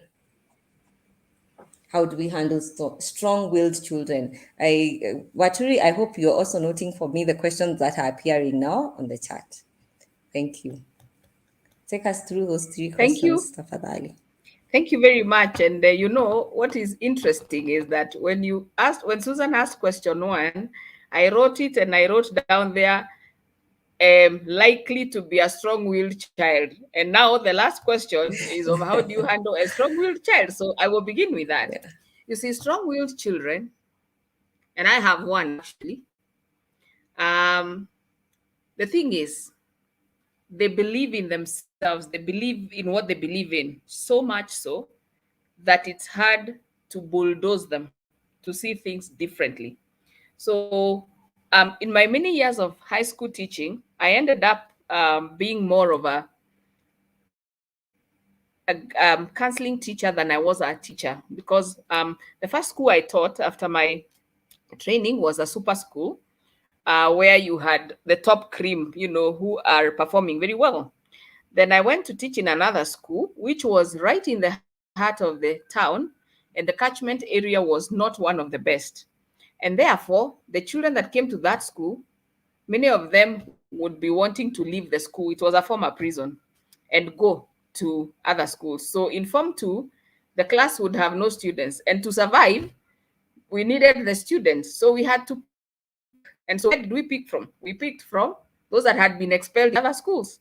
So when they came to the school, the teachers would ask, is this a school or a rehabilitation camp? And I would tell them, if you're a parent and a child is expelled and brought back to you, where do you get a school and you have no school at home? So we got to give them a chance. But the one lesson I learned about these children who had been expelled now from other schools, they had one factor in common. They were strong-willed children. So one of them, came to my school as the seventh in Form 2. He had been to 7 schools in Form 2, and he would start but never finish Form 2. So when I asked him, so exactly, tell me how it all began in your first school, the first time you were suspended or expelled. And he said that he was in class, an English class, and he was dozing, and the English teacher told him, so and so, stop sleeping in class. And he told the teacher, I am not sleeping. And the teacher said, I told you to stop sleeping in class. And he said again, I am not sleeping. The third time, when the teacher said that, the student said, you are an English teacher. You should know the difference between sleeping and dozing. And you can guess what happened. So he was thrown out of class, and he was told to kneel down. And then the rest of the class protested and started celebrating him as the hero. So the school was going to go on strike. So he was thrown out of school. That was his first suspension. And that should tell you that's a strong-willed child. And we have strong-willed children. They speak their mind. Unfortunately, our society does not have space for the children who speak their mind. So if your child is a strong-willed child who speaks their mind, who you cannot shut down just like that, they will challenge you. I had a child who used to tell me that when they did something and you smacked them those years, they would tell you, sijatoa machozi, sijalia. So the temptation is to hit them hard so that they can toa machozi and lia. Now you see then how you can end up being a brutal parent to your child because of that. The defiance is very strong in them. So one of the things you learn to do, then I didn't have psychology, now I do, but I tried to use my it's called trial and error. But I learned that I have to stop using that method of disciplining and start talking about the behavior. And when I started talking about the behavior and detaching the behavior from the person, and we agreed, so this behavior, what are we going to do to it? It works well that way. So one of the things you must do to a strong-willed child is you must from very early explain to them that their behavior is something they do. And when they do, it has certain consequences. And those consequences can be positive or negative, and that they can choose to do it or not to do it. Secondly, they must take responsibility for their behavior. That means Do not allow them to get away with it. You may not use force, but you got to sit them and talk to them about it. So you must make it a project. You must talk about it. The beautiful thing about strong-willed children is that when they finally catch that rhythm, they have capacity to transform. They are the changers of society. They are the ones that are bold and will do things and make things happen. So let's instill in them. First, recognize that behavior. Let them know that behavior has certain consequences which are positive or negative, and let them know that when they exhibit or when they do a negative behavior, there will be consequences, and you must have those consequences on what we call consistent way. But above that, recognize when they exhibit a positive behavior. Remember, I talked about two sides of a coin. For every negative behavior, the other side of it is a positive behavior. So recognize, make it your business to see the positive behaviors. Make it your business to acknowledge them. So one parent told me another day that their daughter I think they were in class 3 or 2, and they were such a strong-willed child, and they had become actually a bully even to the sister. So the sister was so she should be so afraid and timid because of the sister, the bigger sister. And the school now, the teacher was getting very fed up. So when she'd go to school meetings, everybody would say, so your mama so and so. So she'd think that the daughter is a celebrity, but celebrity because of not being a good person, bullying the other children, headache to the teacher. In fact, the teacher had written, now there is nothing I can do about your child, which is now basically what Susan was talking about. So sometimes the reason teachers have a negative attitude to our children is because our children are actually a big burden to the teacher. Remember, I told you the teacher has 40 children in a class. They would do well with the normal distribution. So when our children are outliers on either side, they are likely to elicit a negative attitude because they are demanding too much of the teacher. They take too much from the teacher. So it is important that we start, and this is what I told that parent, go with that child to the supermarket, buy a book, and tell that child every time they do this correctly, you will put a merit on their book. Every time they do a positive thing, a merit on their book. When they do a negative thing, a merit will be cancelled. At the end of the week, you're going to take them out to the supermarket or to the mall, and you're going to transform these merits into something tangible, however small, however cheap. So they started doing that. It did take a month before the teacher called the parent to ask her what it is that she had done to the child. Now, the third thing is that you must work very close with the teacher. Go to the teacher and acknowledge to the teacher the nature of child you have. I did that many times. Go to the teacher and say, I am bringing you a child that has potential to build this school, but has also potential to bring it down, because strong-willed children are exactly that. They can build the school, but they can also bring it down. So the key thing is, be a partner with the parent. Don't be on opposing sides, which is likely to happen because you, the parent, gets tempted to defend your child. So be on the same side with the teacher. And when you're on the same side with the teacher, then work from that front.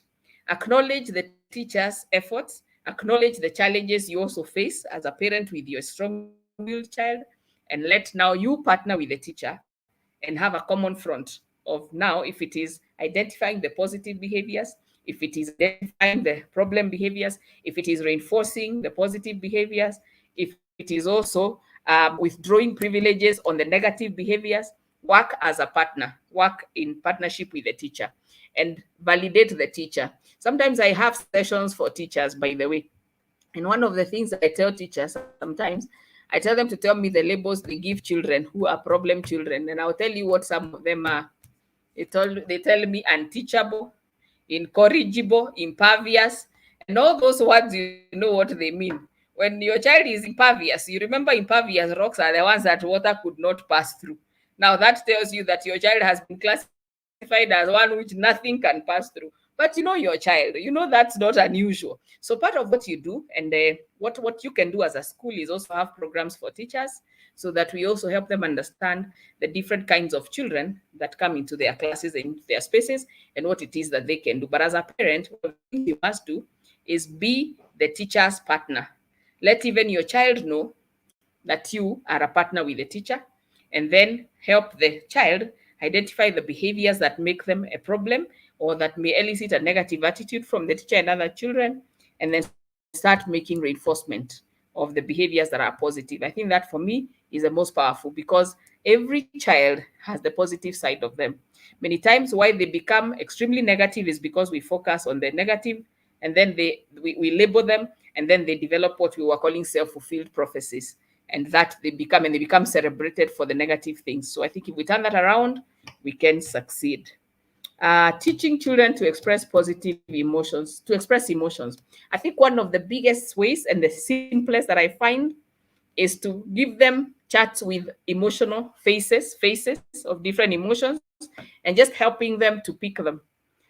In my many years back, I got a towel in my house which had faces. It was asking, how are you feeling today? And it used to be a very popular towel because it had faces for sad, happy, and all those things. You can teach them actually using faces of different emotions, and now you teach them to label the emotions, and now teach them to say, so right now, which of these faces describes what I'm feeling. So we can teach them to recognize those emotions. Then over time we start teaching them how to speak them. So today I am feeling sad because the teacher marked my book and gave me a red, a wrong. You see, I'm feeling sad. And then you will tell them, okay, let's think about it.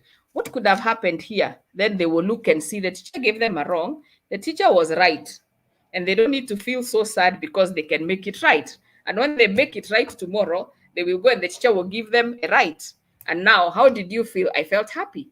So you can see it's possible to change from feeling sad to feeling happy. So really, there are little activities again we can do, particularly with children, that can help them to do that. But above all, we teach them to label the emotion. Sometimes it's not easy for children, but this is something we teach gradually.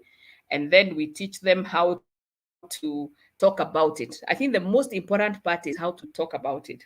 All these young people that are committing suicide need not commit suicide if only they would have talked about their emotions. It's only that society doesn't give us room to talk about emotions. Society wants us to shut emotions, because when you express your negative emotions, they make me uncomfortable. Even when we go to help people who are mourning, have you noticed that when we find them crying, we want them to stop crying quickly? And it is not in their interest, it is for our own interest. So sometimes, as society, we've socialized people not to express emotions. So we want to teach our children that they can express emotions. Sometimes we can also teach them to journal. I talked about the value of a journal. Just writing, that is something you do in your space. We can also teach children to do that. We can also teach them to draw. We can make drawings, and then they color what they are feeling, and they use different colors, different images, and that way they are learning how to express their emotions. So there are many ways. Those are just a few of them, and I think I've answered the three questions, Agnes. Thank you. Yes, you have, Daktari. Thank you so much. And about talking about positively expressing our emotions, I've come to learn that even as adults, we don't even know how to understand our own feelings.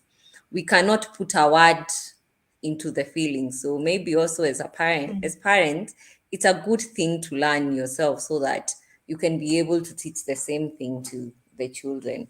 And then you talked of the strong-willed children. Sorry, I'm a counselor, so I have to summarize whatever you've said. It comes naturally. So about the strong-willed children, I remember you talking about kids on each end of the performance spectrum. Those who are on the higher side are misunderstood, and so the society doesn't understand them. They find escape in drugs. Those on the lower side, again, who are low-willed, so to say, are also misunderstood. Thank you for that. I have another question from JCC, who says that when we were growing up, caning was a major form of instilling discipline, kiboko. To what extent can the caning bring negative results than positive results in this generation? That's from JCC. Our second question, Janet is asking, is shaming a child in front of a class because of a mistake the correct way to discipline or correct a child? And Murugi is saying, we have experienced as Nairobi Primary a lot of death in the school, of parents and students passing on. What's the best way to support these children? Go ahead. Thank you. Thank you very much. And before because when you summarize, you do good because you prompt me to also think of adding, and I want to add to the the emotional expression, the positive ways of expressing emotions. I think the other important one is modeling. Even and because you have said as adults, we also don't even know what we are feeling. We don't know how to express ourselves. We just look angry to our children, but they don't know why we're angry. We also can model positive methods of expressing emotion. For example, if you get home and you've had a long day and you're tired and feeling frustrated, there's nothing wrong with letting your children know that today I've had a really bad day and I'm actually feeling frustrated. So you guys, maybe you can come and cheer me up. You want to sing me a nice song, and they will sing you a nice song and you'll feel better and you'll say, you see, you've made me feel better. So be human as well, even though you're an adult. Rather than come with this long face and people are talking to you and you're shouting back and forth, come and acknowledge how you're feeling. I do that a lot in my house. I arrive and I say, today, it's been one of those days. And you see, one of the things that happens is that people around you support you. Someone may say, can I pick your bags? Another one may say, can I bring you a cup of tea? Another one. And that is really what it is about. So modeling positive methods of expressing our emotions and asking for support is another way we can do that. Now, caning children and the results. Now, we thought it was a super method of disciplining over the years because that's how we became what we did. But over time, has shown that the benefits of caning are not worth the negative impact that it has. And the negative impact has so many potential to model negative behavior, potential to create a lot of negative feelings in children, potential for emotional and physical abuse. It simply is not worth it, and that's why we must come up with alternative methods of disciplining, alternative methods of, we call it behavior modification. We no longer even talk about disciplining, we talk about behavior modification. So how do we modify behavior? And we use the methods I've been talking about: reinforcement, positive reinforcement, negative reinforcement. That's what is acceptable. Negative punishment, I said, is where you do not cane, but you withdraw something that is good to a child. Say withdraw a privilege because they exhibited a behavior that wasn't right. That's why even the government has banned it. And we can have many other ways of modifying behavior, of encouraging positive behavior in children that does not include caning. Now, shaming a child because they have done something wrong. Again, another one of those traditional methods that were used on us by those who did what they did then out of the little understanding. It has been shown to have long-term detrimental effects on the psychosocial well-being of a child. So you end up doing that for whatever reason you're doing it, and you end up producing a child who does not believe in themselves, a child that could even be traumatized by that act. And then you leave society with long-lasting problems in a person because of what you did right there in the classroom. So it is a capital no to shame a child. Sometimes we will do that as teachers for lack of knowing what else to do. Now we know better. There are many other methods. We must preserve the integrity and dignity of the child. And we have actually seen when we use those methods, sometimes they do two things. They yield sympathy from the rest of the class. And so the rest of the class turns against the teacher. That's common in a lot of schools. And so finally, you're fighting a bigger problem. Other times, it creates in that child a sense of negative self image, and they begin to feel good for nothing. So even the little effort they could have put becomes crushed, and you have the end of it. I think it must begin with the deep desire of a teacher to value every child, so that when they do something that is not right, ask them to go to wait for you in the office, or ask them to see you in the office and actually sort that issue privately rather than publicly. Now, yes, I like the last question. Experiencing death of parents, death of students, death of maybe teachers. As a country, we have experienced a lot of deaths lately because of even COVID-19 and other related things. And one of the biggest causes of discipline or behavior related problems is actually when people are trying to mourn a loss, but they don't know the appropriate methods of mourning. And society does not give them space to mourn. One lady said many years ago, I remember,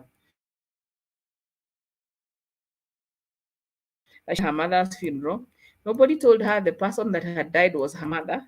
Then she saw the coffin being lowered into the grave, and someone told her, "Do you know that's your mother?" She started crying. Her grandmother came and told her, "Stop crying, you're embarrassing us." She said, "I met her at 40 years, 26 years later, she said she had not mourned her mother." And sometimes we can end up with what we call complicated grief because we were not allowed to mourn loss or losses. And losses can be of many forms. While death is one such loss, there are many other types of losses that can happen in our lives, including our children's life. It could be losses of our jobs, for example, during COVID. It could be losses of our friendships. It could be losses of our relationships. It could be losses because we relocated from one place to another. So the whole idea of understanding loss and giving people a chance to process loss and to grieve is very, very important. And so, as a school and as a team that deals with guidance and counseling in the school, you may want to create activities when there is a loss in the class. Have some rituals that you do. One of the things we do as part of, and I know you know that because some of you come from those societies in Kenya that have elaborate rituals around death. We used to think that those rituals are not, they are funny, but they are not funny. They are actually supposed to help people process the loss and come to terms with the grief. And therefore, we need to give the children, if it is children that have lost loved ones around them, maybe in their class, if it is teachers, let's put things on hold and let us take time to process that loss. Let children say what they feel about that loss. Let children share their thoughts and feelings about the person that they've lost. If it's the teachers, if it is a fellow student, if it's a parent, let us spend time giving the children and whoever it is that is affected an opportunity to talk about it. Let us spend time offering them support, social support. If they want to talk to someone, let them know they can talk to someone. I told you that one of the most powerful ways of reaching out to children is using writings and drawings and stuff. You can actually ask them to write something. Ask them to write something about the person that they've lost and what it means for them. Ask them to share what their thoughts are about it. Tell them to do a ritual. One of the things we do in the university when we lose students, which we do sometimes, is that we engage in what is called some ritual, the ritual of candle lighting. Our students have become very good at that. And when they have done the ritual of candle lighting for their student that has passed on, it brings a sense of closure for them. And that's very, very powerful. So let's allow the children to talk about the losses. Let's allow the children to seek support. Those that have been deeply affected, when they come back to school, let's reach out to them. Let's talk to them. Let's let them know that they can come to us. Let's let them know that they can talk to us. Let's let them know that they can share their thoughts and feelings with us. Let's be kind to them. Must have been lost. Am I lost, Agnes? You're Agnes, back. can you hear me? Yes, I can hear you. You're back now. We have lost you now. I'm back, saying that, like in our university, when our students lose a fellow student, you have lost me now. No, now you're back. Have you lost You're me? Can good you hear now. me? Okay, thank you. So I was saying that first and foremost, encouraging the children or whoever it is to talk about the loss, very important.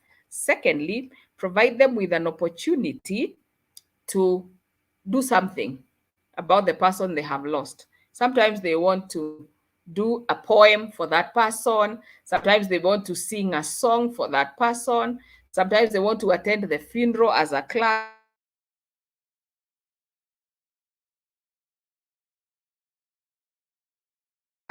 Sometimes they want to yeah, I think my network is going on and off. Sometimes they want to do a ritual. So I was explaining to you that in our university, I have seen students like to do the ritual of candle lighting for their fellow students who pass on. And they actually make sure they do that. They can even do a night vigil, for them. I think the key thing is identifying a ritual that you can do as a class, as a school, as a way of acknowledging the loss. And during that time, allowing people to just be. We all experience losses differently, depending on the level of investment emotionally in the person we've lost or the people we've lost. So we need to allow people to be. So if I want to cry, if I want to shout, if I want to talk about it more, if I want to write, so the idea is to encourage people to express what it is they're feeling and to talk about it. You can give them a group session when they do that. The person that's deeply affected, when they come back to school, let's reach out to them. Let's encourage them to talk to us whenever they want to and when they are ready to talk to us. And let's also remember that sometimes when people are going through loss, it tends to affect them emotionally and cognitively. They may not perform as well as they performed before. Let us keep reaching out to them and being gentle with them if they do not deliver the standards that we expect. Have I lost you again? No, we are very much together. Okay, so I hope I have answered that. Yes, you have. Thank you so much. And as a young team that has just started with the guidance and counseling, those pointers will be very helpful to us because the loss and grief is something we are dealing with in school. We have students who've lost their parents, they're back to class, and we were trying to figure out how are we going to help them. Thank you so much for those pointers. I'm going to hand it over to Waturi to continue with the series of questions. Thanks so much, Agnes, and thanks, parents, for how far we've gone. Kindly don't look at the time. We are just answering the questions, then we'll be done. So let's be patient a little bit because I know this talk is also addictive. So I'll take the next set of questions. Before then, I give Caleb some time to also ask the next set of questions. So there is one that Agnes had forgotten from Janet Otenge, who is asking, my child is an introvert, and during exams last time, the teacher didn't realize she didn't have a pencil and she ended not doing the two assessment. How can she be helped? That is from Janet Otenge. Then there's one question from both Sarah Mokami and Jemima Mwema, which are almost the same. And Sarah Mokami is asking, just give me a minute to scroll down. Sarah Mokami was asking about how do we build self-confidence in children. And then I'm just taking time because I'm just scrolling down. And then there is a question from JCC, or even before that, there's a parent I saw asking about a child who does not like showering. That one I'm very interested to know what to do about it. That is JCC. My 13-year-old boy does not like taking a shower. I have discussed severally with him on the importance of cleanliness. We sometimes quarrel over this and I get annoyed. What is the best approach to this? So that one about showering, we want to hear it so much. And yeah, I think we can answer those. Then we continue with Caleb in the next set of questions. So please, parents, please stay put. Thank you. Thank you, Penina. Very interesting questions. Almost getting tempted to begin with showering, but let me begin with one of the introvert. And yeah, I mean, this is the point. We say that we are unique and we are different, and none is better than the other. In fact, sometimes extroverts get into trouble a lot because they don't realize when they need to stop, running out and and socializing. Now, introverts can have a lot of nice things, contained. They have time to focus on their things. They can withstand the distractions around them. But then here is the downside. You can see that you have a need, you're not able to talk about it because of that. So I usually say that we have what I call a continuum. A continuum is like a ruler. On one end here is passive behavior. On the far end is aggressive behavior. In the middle is what I call assertive behavior.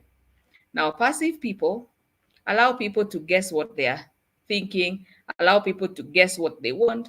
They will hardly speak about what they want. Aggressive people make people feel what they are feeling. They demand what they need from others. They don't know how to even request. Now, assertive people in the middle, assertiveness is about being able to express your needs, express feelings without demanding. from others. So making people know how you feel, making people know your needs without demanding, and at the same time respecting the needs of others. Now, we want to teach our children to be assertive. And so, for the child that many children who are on this other extreme tend to be demanding. They tend, when I need, I need. So, if I don't have a pencil, I probably will even pick it from another child and start writing. That could be the child on the other side. Now, the other side has the one who will not even say that they need a pencil. So, one of the things we have to do is help them realize and target to teach them assertive skills and letting them know that it's okay to ask. And so we make it a project. There are many things we can make projects. So for a child that has this kind of challenge, we want to make teaching assertiveness a project. And we can set little targets. So we want them to learn how to ask for help. We want them to learn how to express their needs. And when they do, we reinforce that in however small a way. And sometimes you might find, other than our biological makeup, sometimes our environments can create that lack of assertiveness in children, which is why I was saying earlier, don't be happy as a parent when your child is the good child. The good child is the one who doesn't make demands, is quiet and orderly, doesn't make noise in class. Sometimes be happy when the child is on the other end, because you're likely to know even when they are sick. Now, this other one who is quiet and withdrawn, it's very easy for us to miss out their needs. So we need to make them our project. And part of our goals is to teach them assertiveness skills, to teach them to speak their needs. And we can do that as a joint project with the teacher, with the class, and with ourselves as parents. If we do that, and then when we see them exhibit a small behavior of speaking for themselves, we reinforce that. When we encourage them and they make an attempt, remember, for them it's a new territory, so we have to keep encouraging them and telling them it's the right thing, please do it, and then we reinforce that. Now, if the child is on the other extreme, now we want to tone that down so that they can also be more accommodative of others. Then again, that becomes the project. So we keep that in perspective. Now, self-confidence, a lot of it has to do with affirmations and validations by the environment. It's all about that. And that environment can be the parents, it can be the siblings, it can be the teachers, it can be the other children, which is why I would like us to create in our classrooms an environment where children talk about positive things of each other. And I want to give you one activity that you can use in your classes, for example, or even in your families. You can actually ask children to say one positive thing about every child in their class. And you give them pieces of paper and they write a positive thing about every child in the class. And once they do that, then they give to that. You can pick them all and you give to every child. Actually, this is one of the things we do even with adults, especially I do international trainings before COVID, of course. And this is what we do when we bring international participants from different countries together. There's a lot of, some are not confident, some are not good in English, some are struggling. So one of the things we do at the end of every exercise is that and you put an envelope. You can ask me, every child, to come to school with an envelope, or you give them, and you ask them to draw whatever they like on their envelope as part of their name. And now that envelope is put somewhere at the corner of the class. And then you ask every student or every pupil to write one positive thing about every student, and they go and put them in the envelope. So at the end of the day, every child collects, or a period, their envelope full of positive statements from every child in the class. It is enormous. It can be very, very good for children, because some of them may never have seen anything good in themselves. So when someone sees something good in them, and every time they open that envelope, they can read those nice things, it can be very, very powerful. The other thing is, ourselves as parents, as teachers, just making efforts to affirm these children. And that's why I said, because I know that some of the things that kill our confidence is our poor performance in academics. When we as a school have a reward system that focuses on non-academic things in addition to academics, then we will give more children an opportunity to experience positive opportunities and positive affirmations, which can build their self-confidence. Third thing, and very important, as a parent, as a teacher, believe in every child. I want to tell you this story. I don't know whether you've ever read it, and if you just forgive me. Did you ever hear this story of Albert Einstein's mother? Albert Einstein's mother. And they say that one day Einstein came home with a note from the teacher in an envelope and gave the mother. And when the mother opened the paper, she actually shed tears. And the son was worried. Mother, what did teacher say? And the mother said, the teacher said something very positive. The teacher said that you're going to be a great person, that you're something like the smartest child in the class, something very positive, the mother said. And she kept it. And it said that many years later, and you know who Einstein became anyway, you know what he became. I think he became a physicist who made many discoveries. So one time he was going through, his mother had died and he was going through stuff of his late mother. He came across that note that the teacher had written. And you know what the teacher had written? That your son can never make it in class. You might find something else for him to do. Now, see, the mother did not tell the son that. The mother told the son, the teacher has said what? You're a great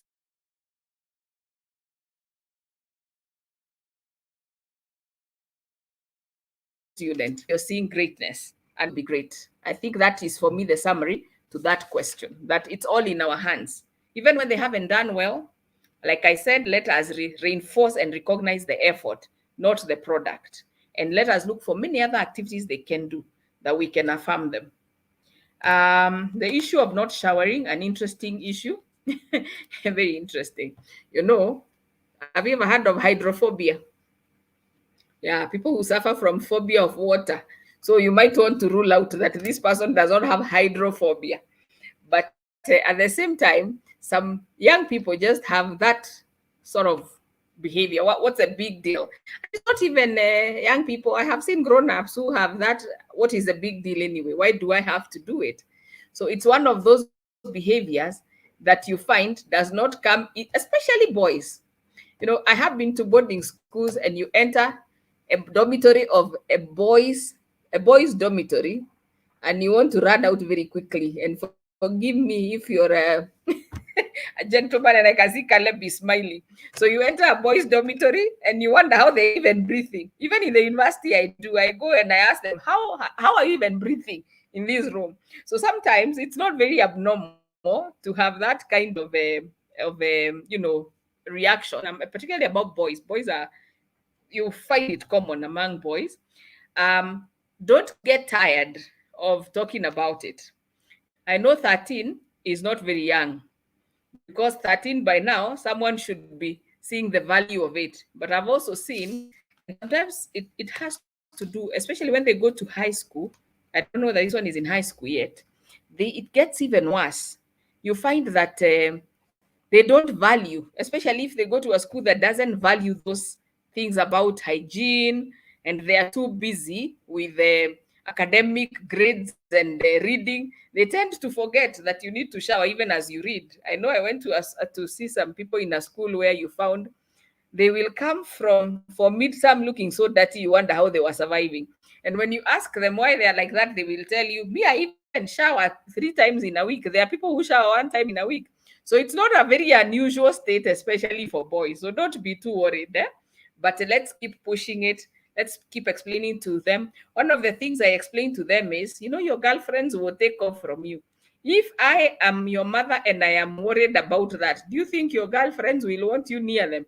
So sometimes I use all types of possible consequences to make them see the value of doing that. So it's not unusual. Okay, thank you. Thank you so much, Wow. Dr. Harry, for the nicely answered question. And even there's a parent who is very happy about the illustration about the Albert story. I think that's a motivation and it's a takeaway point for most of us. So over to you, Caleb, to ask this other set of questions. And parents, today is Saturday. Please just stick on so that we can be able to finish. Asante, we appreciate your patience. Thank you so much. Thank you. I like calling you Mama Alvin. Thank you so much. And thank you, Dr. Beatrice, for your kindness and for your time.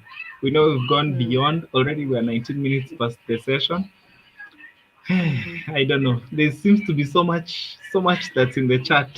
I'll try to ask because I think you've covered quite a lot regarding confidence. Thank you so much. That was well captured. Bedwetting. I had you mention something about bedwetting.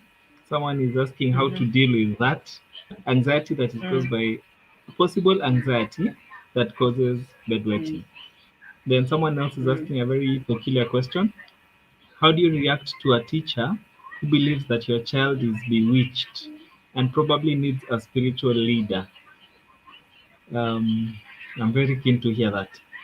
And then another one is asking, how can you help a 4-year-old overcome stammering? Yet another question, an 11-year-old who is so emotional with the slightest correction. And maybe the last one for now, advice on how to handle a secondary school child from a Christian upbringing who does not believe in existence of a God.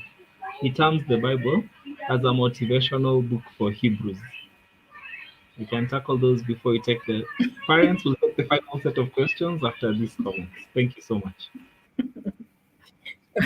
All right, thank you very much. And because I do know that we might probably not exhaust all the questions because I'm sure they will keep coming, we might want to set where we end, and we can always have a comeback. And I can also always answer some through email and share with Penina, and she can share with the parents, because I'm sure you have fora that you interact with each other. So I'm sure that could be the other way to go. So I think we do that. Now, bedwetting could be because of many factors. First of all, it is quite normal for children to bedwet. And remember, I talked about individual differences. Some will stop bedwetting very early in life, others will go on up to late. And one of the biggest factors has to do with okay, let me talk a little about personality differences. One of the traits of personality is something we call other than the introvert, the extrovert, there's something we call the big five. And you can take the acronym ocean. O means openness. C means conscientiousness. Okay, very. Now, E is extroversion, introversion. A stands for agreeableness, and N stands for neuroticism. Neuroticism has to do with anxiety. And there is evidence to show that these are big traits we have in our personalities. So when you assess, people, you can actually see those big 5 traits, and they fall on a continuum. So openness, you can be very quite closed. Conscientiousness is very careful. Some people are extremely conscientious, others are very low and careless, and you get angry when you're put in a group together. In terms of extroversion, others are on one end, others introversion. Agreeableness, they're very easy to agree on or move with. Others are difficult and hard to. Neuroticism has to do with anxiety, and is the one I want to talk about. Some of us have got a higher level of anxiety than other naturally. Now, some of the children have high levels of anxiety naturally. And some of the ways you can even tell these children, like I said earlier, you put them in a new environment, they have difficulty separating from familiar people. You take them to school on the reporting day. One way you can tell is how children behave on the first day of school. There are those who will run into school and disappear into the other children as if they've always been there. There are those who will cling onto their mother's clothes and hang in there. You try to leave, they are screaming and yelling. Now, some of these children could be high on anxiety. Now, this anxiety can manifest in many ways, including bedwetting. And so some of them may bedwet longer because of that. And so do not be worried. If they are bedwetting and they are still in primary school, they are still a child. Allow them, even their systems have not settled. If you think it's going beyond, they can be seen by a doctor who rules out a physiological cause.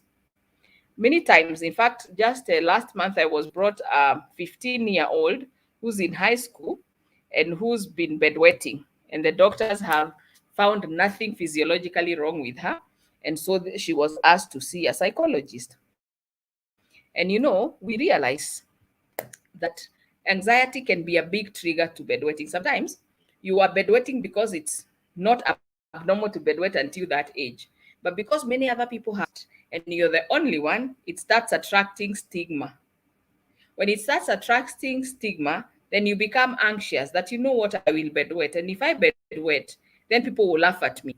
People will bully me. So like this girl, she has to wear even Pampers at school. And so she not only bedwets, actually, she has a problem of incontinence even during the day. So because of that, she has to wear Pampers. So now she's getting stigmatized by the class, and they're even bullying her. You know, someone came and picked up Pampers from her bag and threw them on the table for everyone to see. Now that is detrimental to the mental well-being of that person, and it can only make it worse. So the more the anxiety, the worse it gets, and that's the catch. So anxiety may be the original cause, but because of the impact, it causes more negative reactions from the environment, which then worsens the anxiety and worsens the problem. So one of the things we need to do is to be supportive as an environment.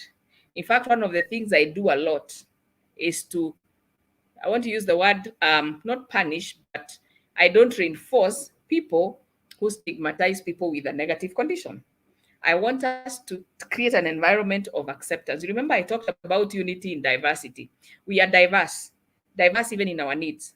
How can we teach our fellow students to appreciate fellow students who have different needs? There was a school I once took my children to that had children with special needs, they had disability. And sometimes there was a child who had a condition that would make impulsive behaviors, like they'll come and tear paper from another child's book. But you know, the teacher had taught them that that child is special.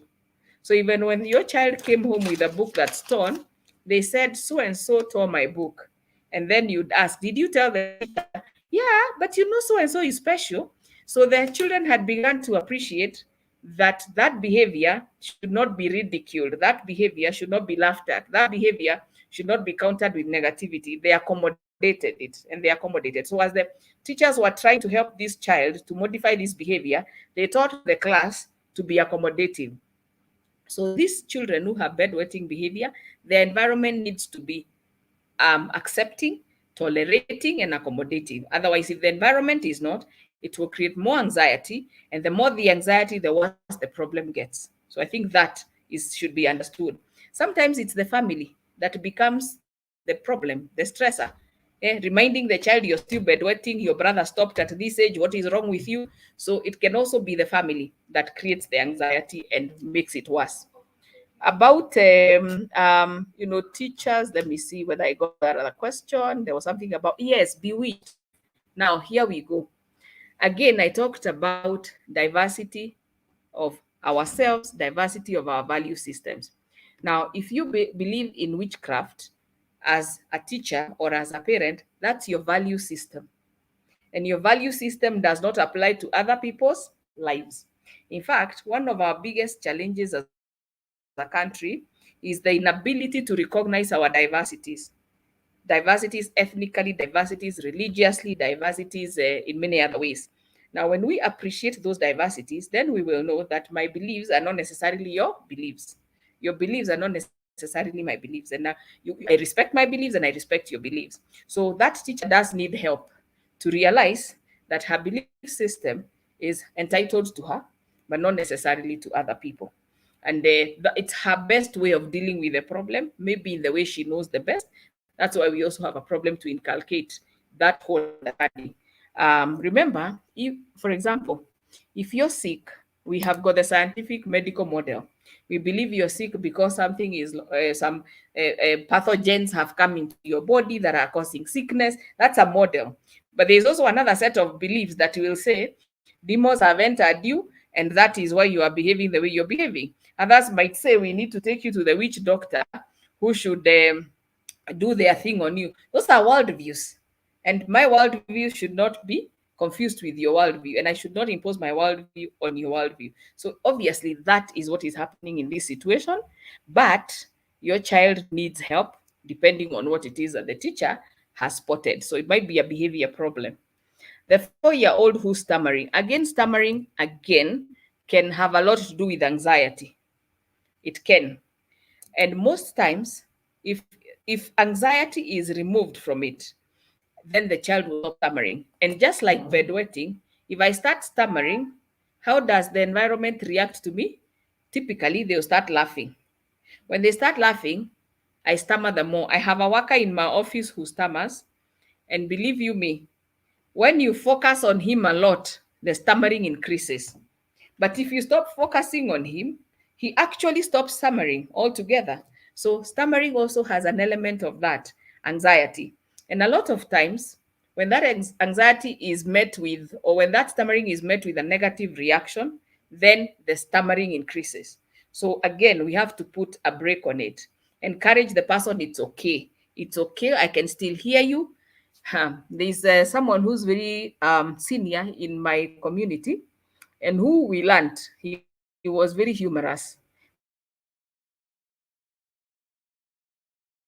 But we learned that he used to speak, and the words don't come, he will create a humor, and we all used to enjoy his humor, but we didn't know that it was born out of a stammering and stuttering. So anxiety and the need for us to, tell them it's okay, and not to stigmatize them and not to label them, including teaching the children around them to not to ridicule, not to laugh at them, but to encourage them and tell them it's okay. We have heard you. Yes, please go on. We are catching what you're saying. We are listening, because we usually do the reverse of that. Of course, if it gets to be very serious and the child does not outgrow it, or it gets worse, we also have what we call speech therapists. And in the department of, in Kenyatta University, we have a department of special needs education. We actually have speech therapy as one of specialities, and I know it's part of what interventions that can be done. Now, an 11-year-old who gets very emotional at slight correction, there can be many reasons, and sometimes it could be a desire for what we call self-preservation. So correction could, what does it, there's a script in his mind that says, when you correct me, it means I'm not good enough. And so I must defend myself and demonstrate that I'm good enough. So part of it is allowing them to talk about what it means for them to be corrected. Sometimes we've never even thought about that sometimes the way people react has to do with a script that's in their mind about the meaning, the label it gives them. So the sense to feel that I am okay, the sense to feel that I am not being brought down, then in trying to preserve myself, then I become defensive and I put a wall around myself. So part of it is allowing them to say what it feels like when they are corrected. Sometimes it's part of modeling to them. Sometimes it's about talking to a third party, because sometimes when things are really bad with us, and I'll give an example, mothers and children, we correct each other so many times that we are almost it's boring. I mean, it's you again. So sometimes you want to bring in a third party. Sometimes I say parenting is not meant for an individual. Parenting is a communal job. So when sometimes you're not getting anywhere as a parent, you can bring in a third party that the child trusts and that is of importance to your family. Because that way then that person can engage the child to think about what does it mean for you when you're corrected. Sometimes you may engage a professional if you think it is out of control or if you think it's too much. Now, secondary school child who does not believe in the existence of God. Yes, it is becoming a reality now. The other day you had, I don't know whether you saw that writing of people who are saying that they want religious studies abolished from schools, and instead we teach something, I think ethics, and the group is called Atheist Society, I think, of Kenya or something. Sometimes our children will align themselves to those groups, sometimes because it will feel stylish, to be in that type of way of thinking. But that does not make us stop talking about our values. One of the things you will learn is that they will soon come back home. When they say train a child in the ways, and he will not, even when he deviates, they will still come back. Maybe not right now, but they will still come back. So just keep reminding them of the values that you hold as a family and as a school. Remember, we started talking about values as being very critical in these foundation years of our children. So let's keep talking about it. Let's keep encouraging them. Don't fight it because you can't fight. It's likely they have gone out there and met a competing value system to your own value system, but encourage them that it's okay to even talk about that, but it's also okay to start engaging in this other value system that they have always talked about. So it's not unusual, but don't give up. Keep doing it. I have seen a lot of them that had become atheists in quotes. They found themselves in a lot of challenges, and part of our rehabilitation programs, especially in what we call the AA model. The AA is the Alcoholic Anonymous model.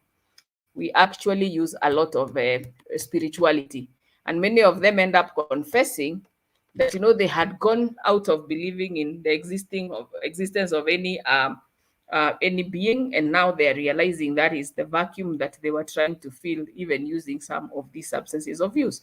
So don't give up, keep talking about it, keep reminding them of your values as a family, your values as a school if you're in a school. So even if they depart from it, eventually they will actually see the value in the value system that you have, yeah, inculcated in them. But at the same time, I also like to tell parents that, remember, when we bring up our children, while they are our children, we are bringing them up for society, and they will have to go into society. And in society, their values will have to be tested, and they will have to defend their values. Sometimes it will be a painful process, but eventually they will have to come up with a value system that they themselves individually own and live by. And I think that is what is very important. So don't give up, keep talking about it, don't force it, but just keep engaging around it. Okay, thank you. I hope I have answered all Wow. the Thank you so much, questions. Dr. Amazing, Yeah, thanks amazing. so much, Dr. Yeah. So I suggest we stop the questions from there. We'll pick up the other questions that are there for the benefit of the time. We stop there so that now we can be able to pick up the other questions and send them to Dr. And we will be able to give back to the respective parents. So Caleb, we need to give our closing remarks. Caleb, over to you. Thank you. Madam Penina, if I would ask just one more question, because I think Okay, it looks like it needs attention. Just one more. okay, okay, From okay. someone called Samantha Amanda.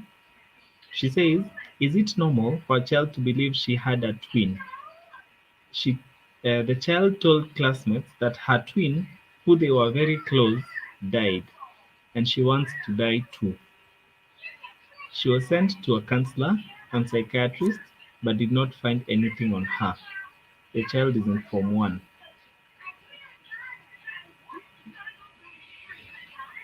So is it normal for a child to believe she has a twin? Yes. Is that And what that you the said? Is that twin, what you said, Caleb? that's what I Mm-hmm. said, yes. And And that the the twin twin died. died, and she also Mm-hmm. wants to die. Yeah. Now, that you remember, I talked about messages that should cause us concern. Yes. You remember we talked about theme of messages that should cause us concern. So that is a message to cause us concern, particularly when you hear someone saying that someone died and they also want to die. So you want to distinguish between fantasy and reality. And sometimes this fantasy can go beyond. But at the same time, with social media, anything is possible.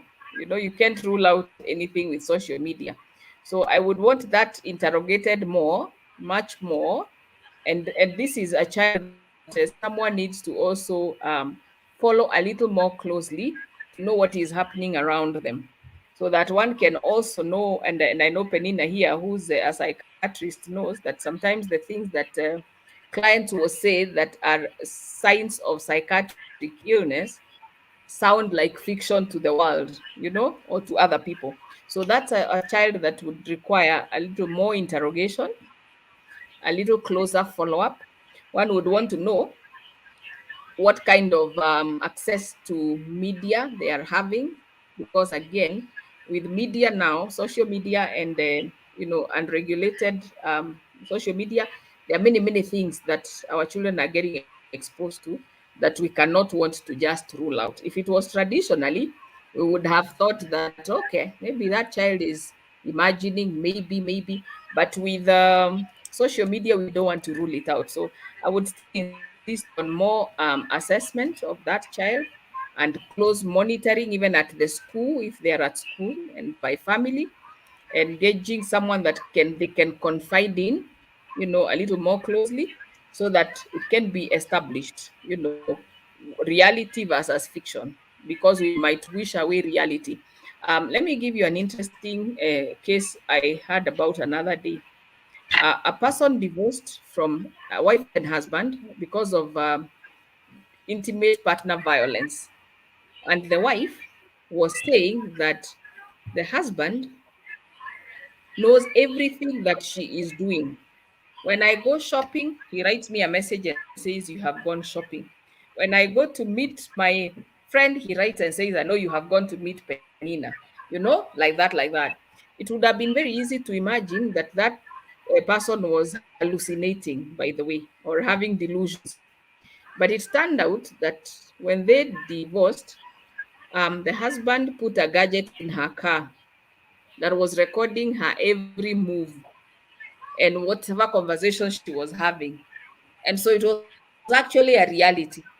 But it would have been very easy to think this person had delusions, that how can he know everything I am doing? So we don't want in this time and era to dismiss, that child's, statements and allegations.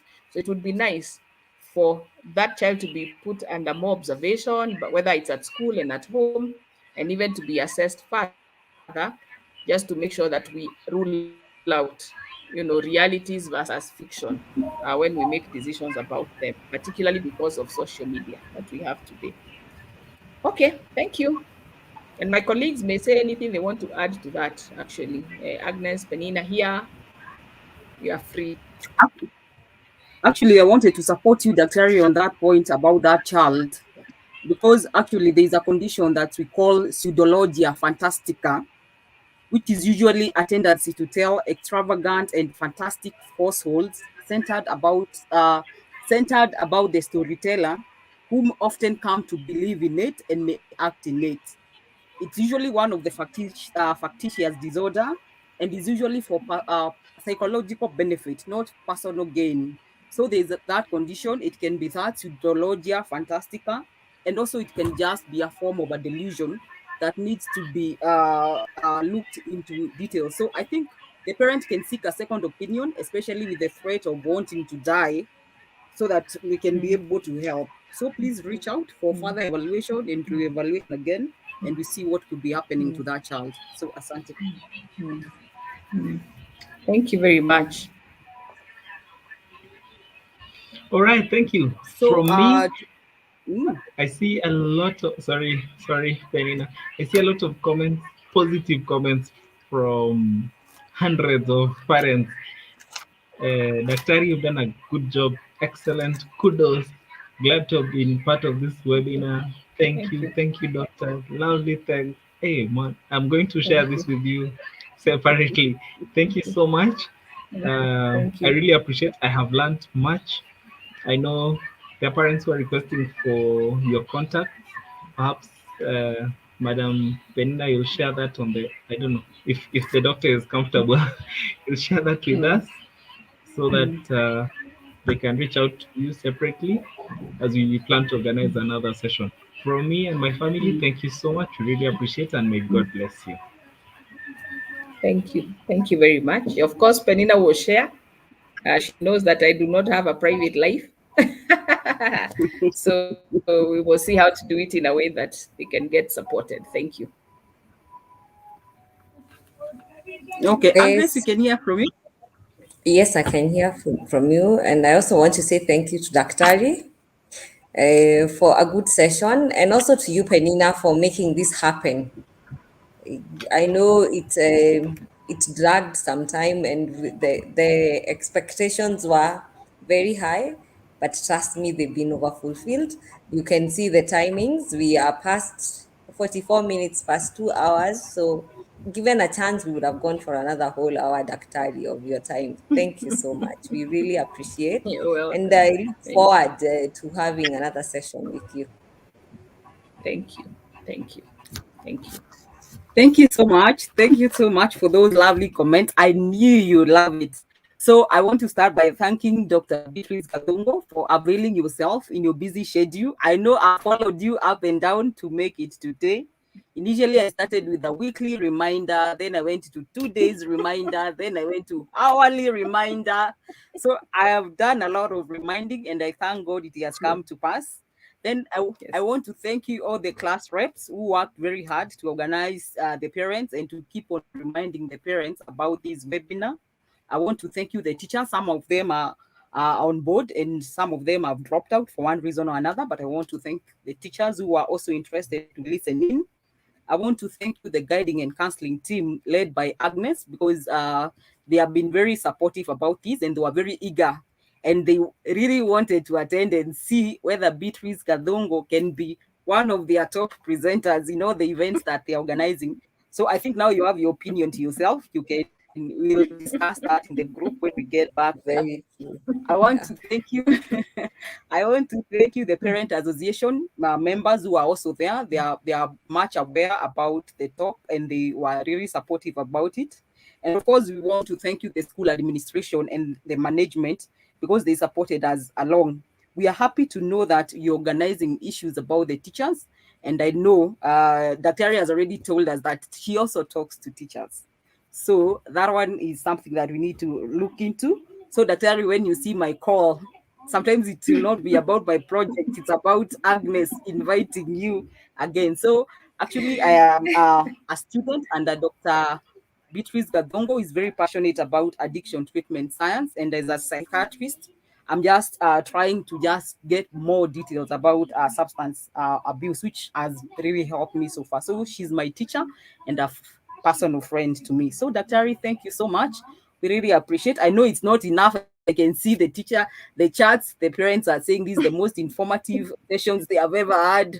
This is, I wish there was a manual for it. So, we're going to get the slides and you're going to share them with you. And any questions that you have, you can direct them to your class reps. Then they'll direct them to me, and then we'll get the answers from Daktari. So thanks so Yeah. much. We appreciate. God bless you so much, and thanks for the parents. The attendance was very high. We can still say we are at above 150 still. Parents are still listening, so we are happy, and we thank God for you and everyone and for the time they have sacrificed. So I think, Agnes, you can close with a word of prayer and bless Daktari as she continues with the good work. Thank you. Okay. Thank you. And let us all pray. Dear Lord, we come before you this evening to say thank you for making this day happen. It was in your plans, Father, for us to spend all this time learning from each other and learning a lot from Daktari. Thank you, Father, for her wisdom. Thank you for her knowledge, Father. Thank you, Jehovah, even for the good work she continues to do for the community, talking to parents, helping children, Lord. May you continue fulfilling her, Father. May you continue seeing her through her work and also seeing her through her family, Father. Thank you, Father, for the school of Nairobi Primary. Thank you for the parents. Thank you for the students, Jehovah. They are the ones that have made it possible for us to be gathered here, Father. Thank you for the souls of those children we are crying about, Father. And we pray that you will guide each and every one of us to be a good parent, to be a good teacher, to be a good mentor so that these kids can live a fulfilling life. Thank you for this evening. And as we depart, Father, I pray for blessings over everyone that is presented here, Father. As Daktari continues with her work, Father, continue blessing her, and so that even next time when we call her, Father, let her come, give her time in her schedule to come and bless us with her wisdom. Thank you. As we depart for the night, we pray for a peaceful night. In Jesus' name we pray. Amen. Amen. Amen. Thank you. Thank you, Dr. Thank you. Maybe you can probably Thank finish you. Thank by you so telling us much. if you will come back again. As long as you're willing to remind me every week and every day and every hour, I assure you I will come. Okay, thank you so much. Thank you so much. Asante sana. Appreciated. And God bless you all. Thank you so Asanteni much. for the opportunity as well. God bless you. Thank you. Okay, Thank you so much. God God bless you bless too. you God too. bless you. Thank you, Thank you. parents, and have a good Thank you. evening. Bye, parents. Goodbye. Mhm.